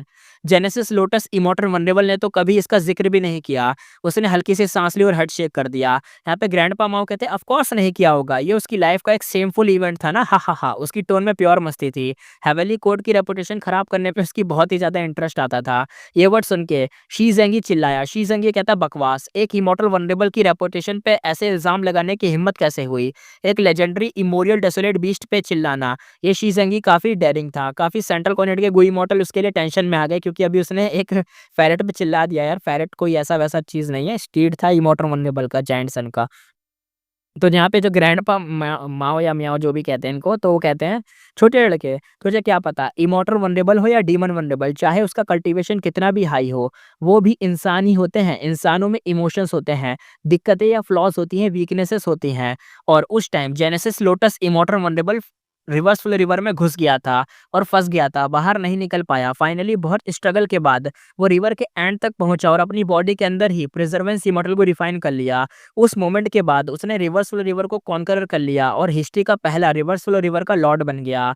ओल्ड इंस्ट्रक्टर शुहू ने बोला, the first reverse flow river lord. ओ, वो भी शॉक में आ गया। इतने टाइम से ये रिवर्स फ्लो रिवर उसका डोमेन था। उसने कभी सोचा भी नहीं था कि इसके पीछे और भी सीक्रेट्स होंगे। गु इमोर्टल कहते हैं इसका मतलब सबकी नज़र अब सीधा फेंगयुआन पे पड़ गई थी। तो माओ क्यूले कहता है बिल्कुल, बिल्कुल जो तुम सोच रहे हो वही है, बिल्कुल सही। अगर ऐसे ही चलता रहा तो वो प्रिजर्वेंस इमोर्टल को रिफाइन कर लेगा और सेकंड रिवर्स फ्लो रिवर का लॉर्ड बन जाएगा। उसकी आवाज़ में हेल्पलेसनेस थी। वो अपनी आँखें फेंगयुआन पे टिकाए हुए था, जो प्योर एकदम लाइट में चमक रहा था, व्हाइट लाइट में फेंगयुआन चमक रहा था। सब इमोर्टल्स चुप हो गए। उनके पास कहने के लिए अब कुछ बचा नहीं था। सबकी नज़र फेंगयुआन पे थी, जो बस आगे बढ़ता जा रहा था।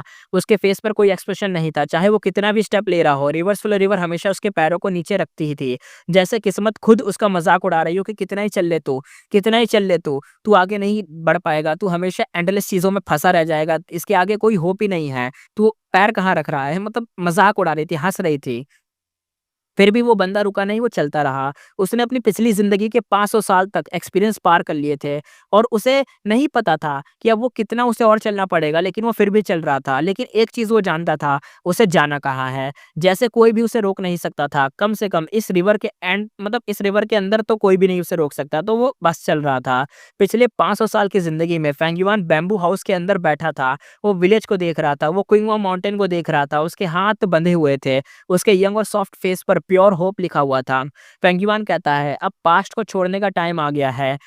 यहाँ आना मेरा सबसे बड़ा मौका है, क्योंकि यहाँ मैं इटर्नल लाइफ पा सकता हूँ। मुझे इस रेयर अपॉर्चुनिटी का पूरा यूज़ करना होगा, वरना मैं खुद को कैसे फेस करूँगा? मैं इतना बड़ा चांस कैसे छोड़ दूँगा? ऑफ कोर्स अभी के लिए मुझे अपने भाई के लिविंग कंडीशन बेटर करने हैं। हाँ, वो छोटा फेलो प्राइमल सी अवेकनिंग के बाद बेटर स्टेज पे फेंगयुआन ने अपना हेड झुका लिया। उसके अंदर शॉक और गुस्सा दोनों था। फेंगयुआन कहता है, मुझे ट्रैप किया गया।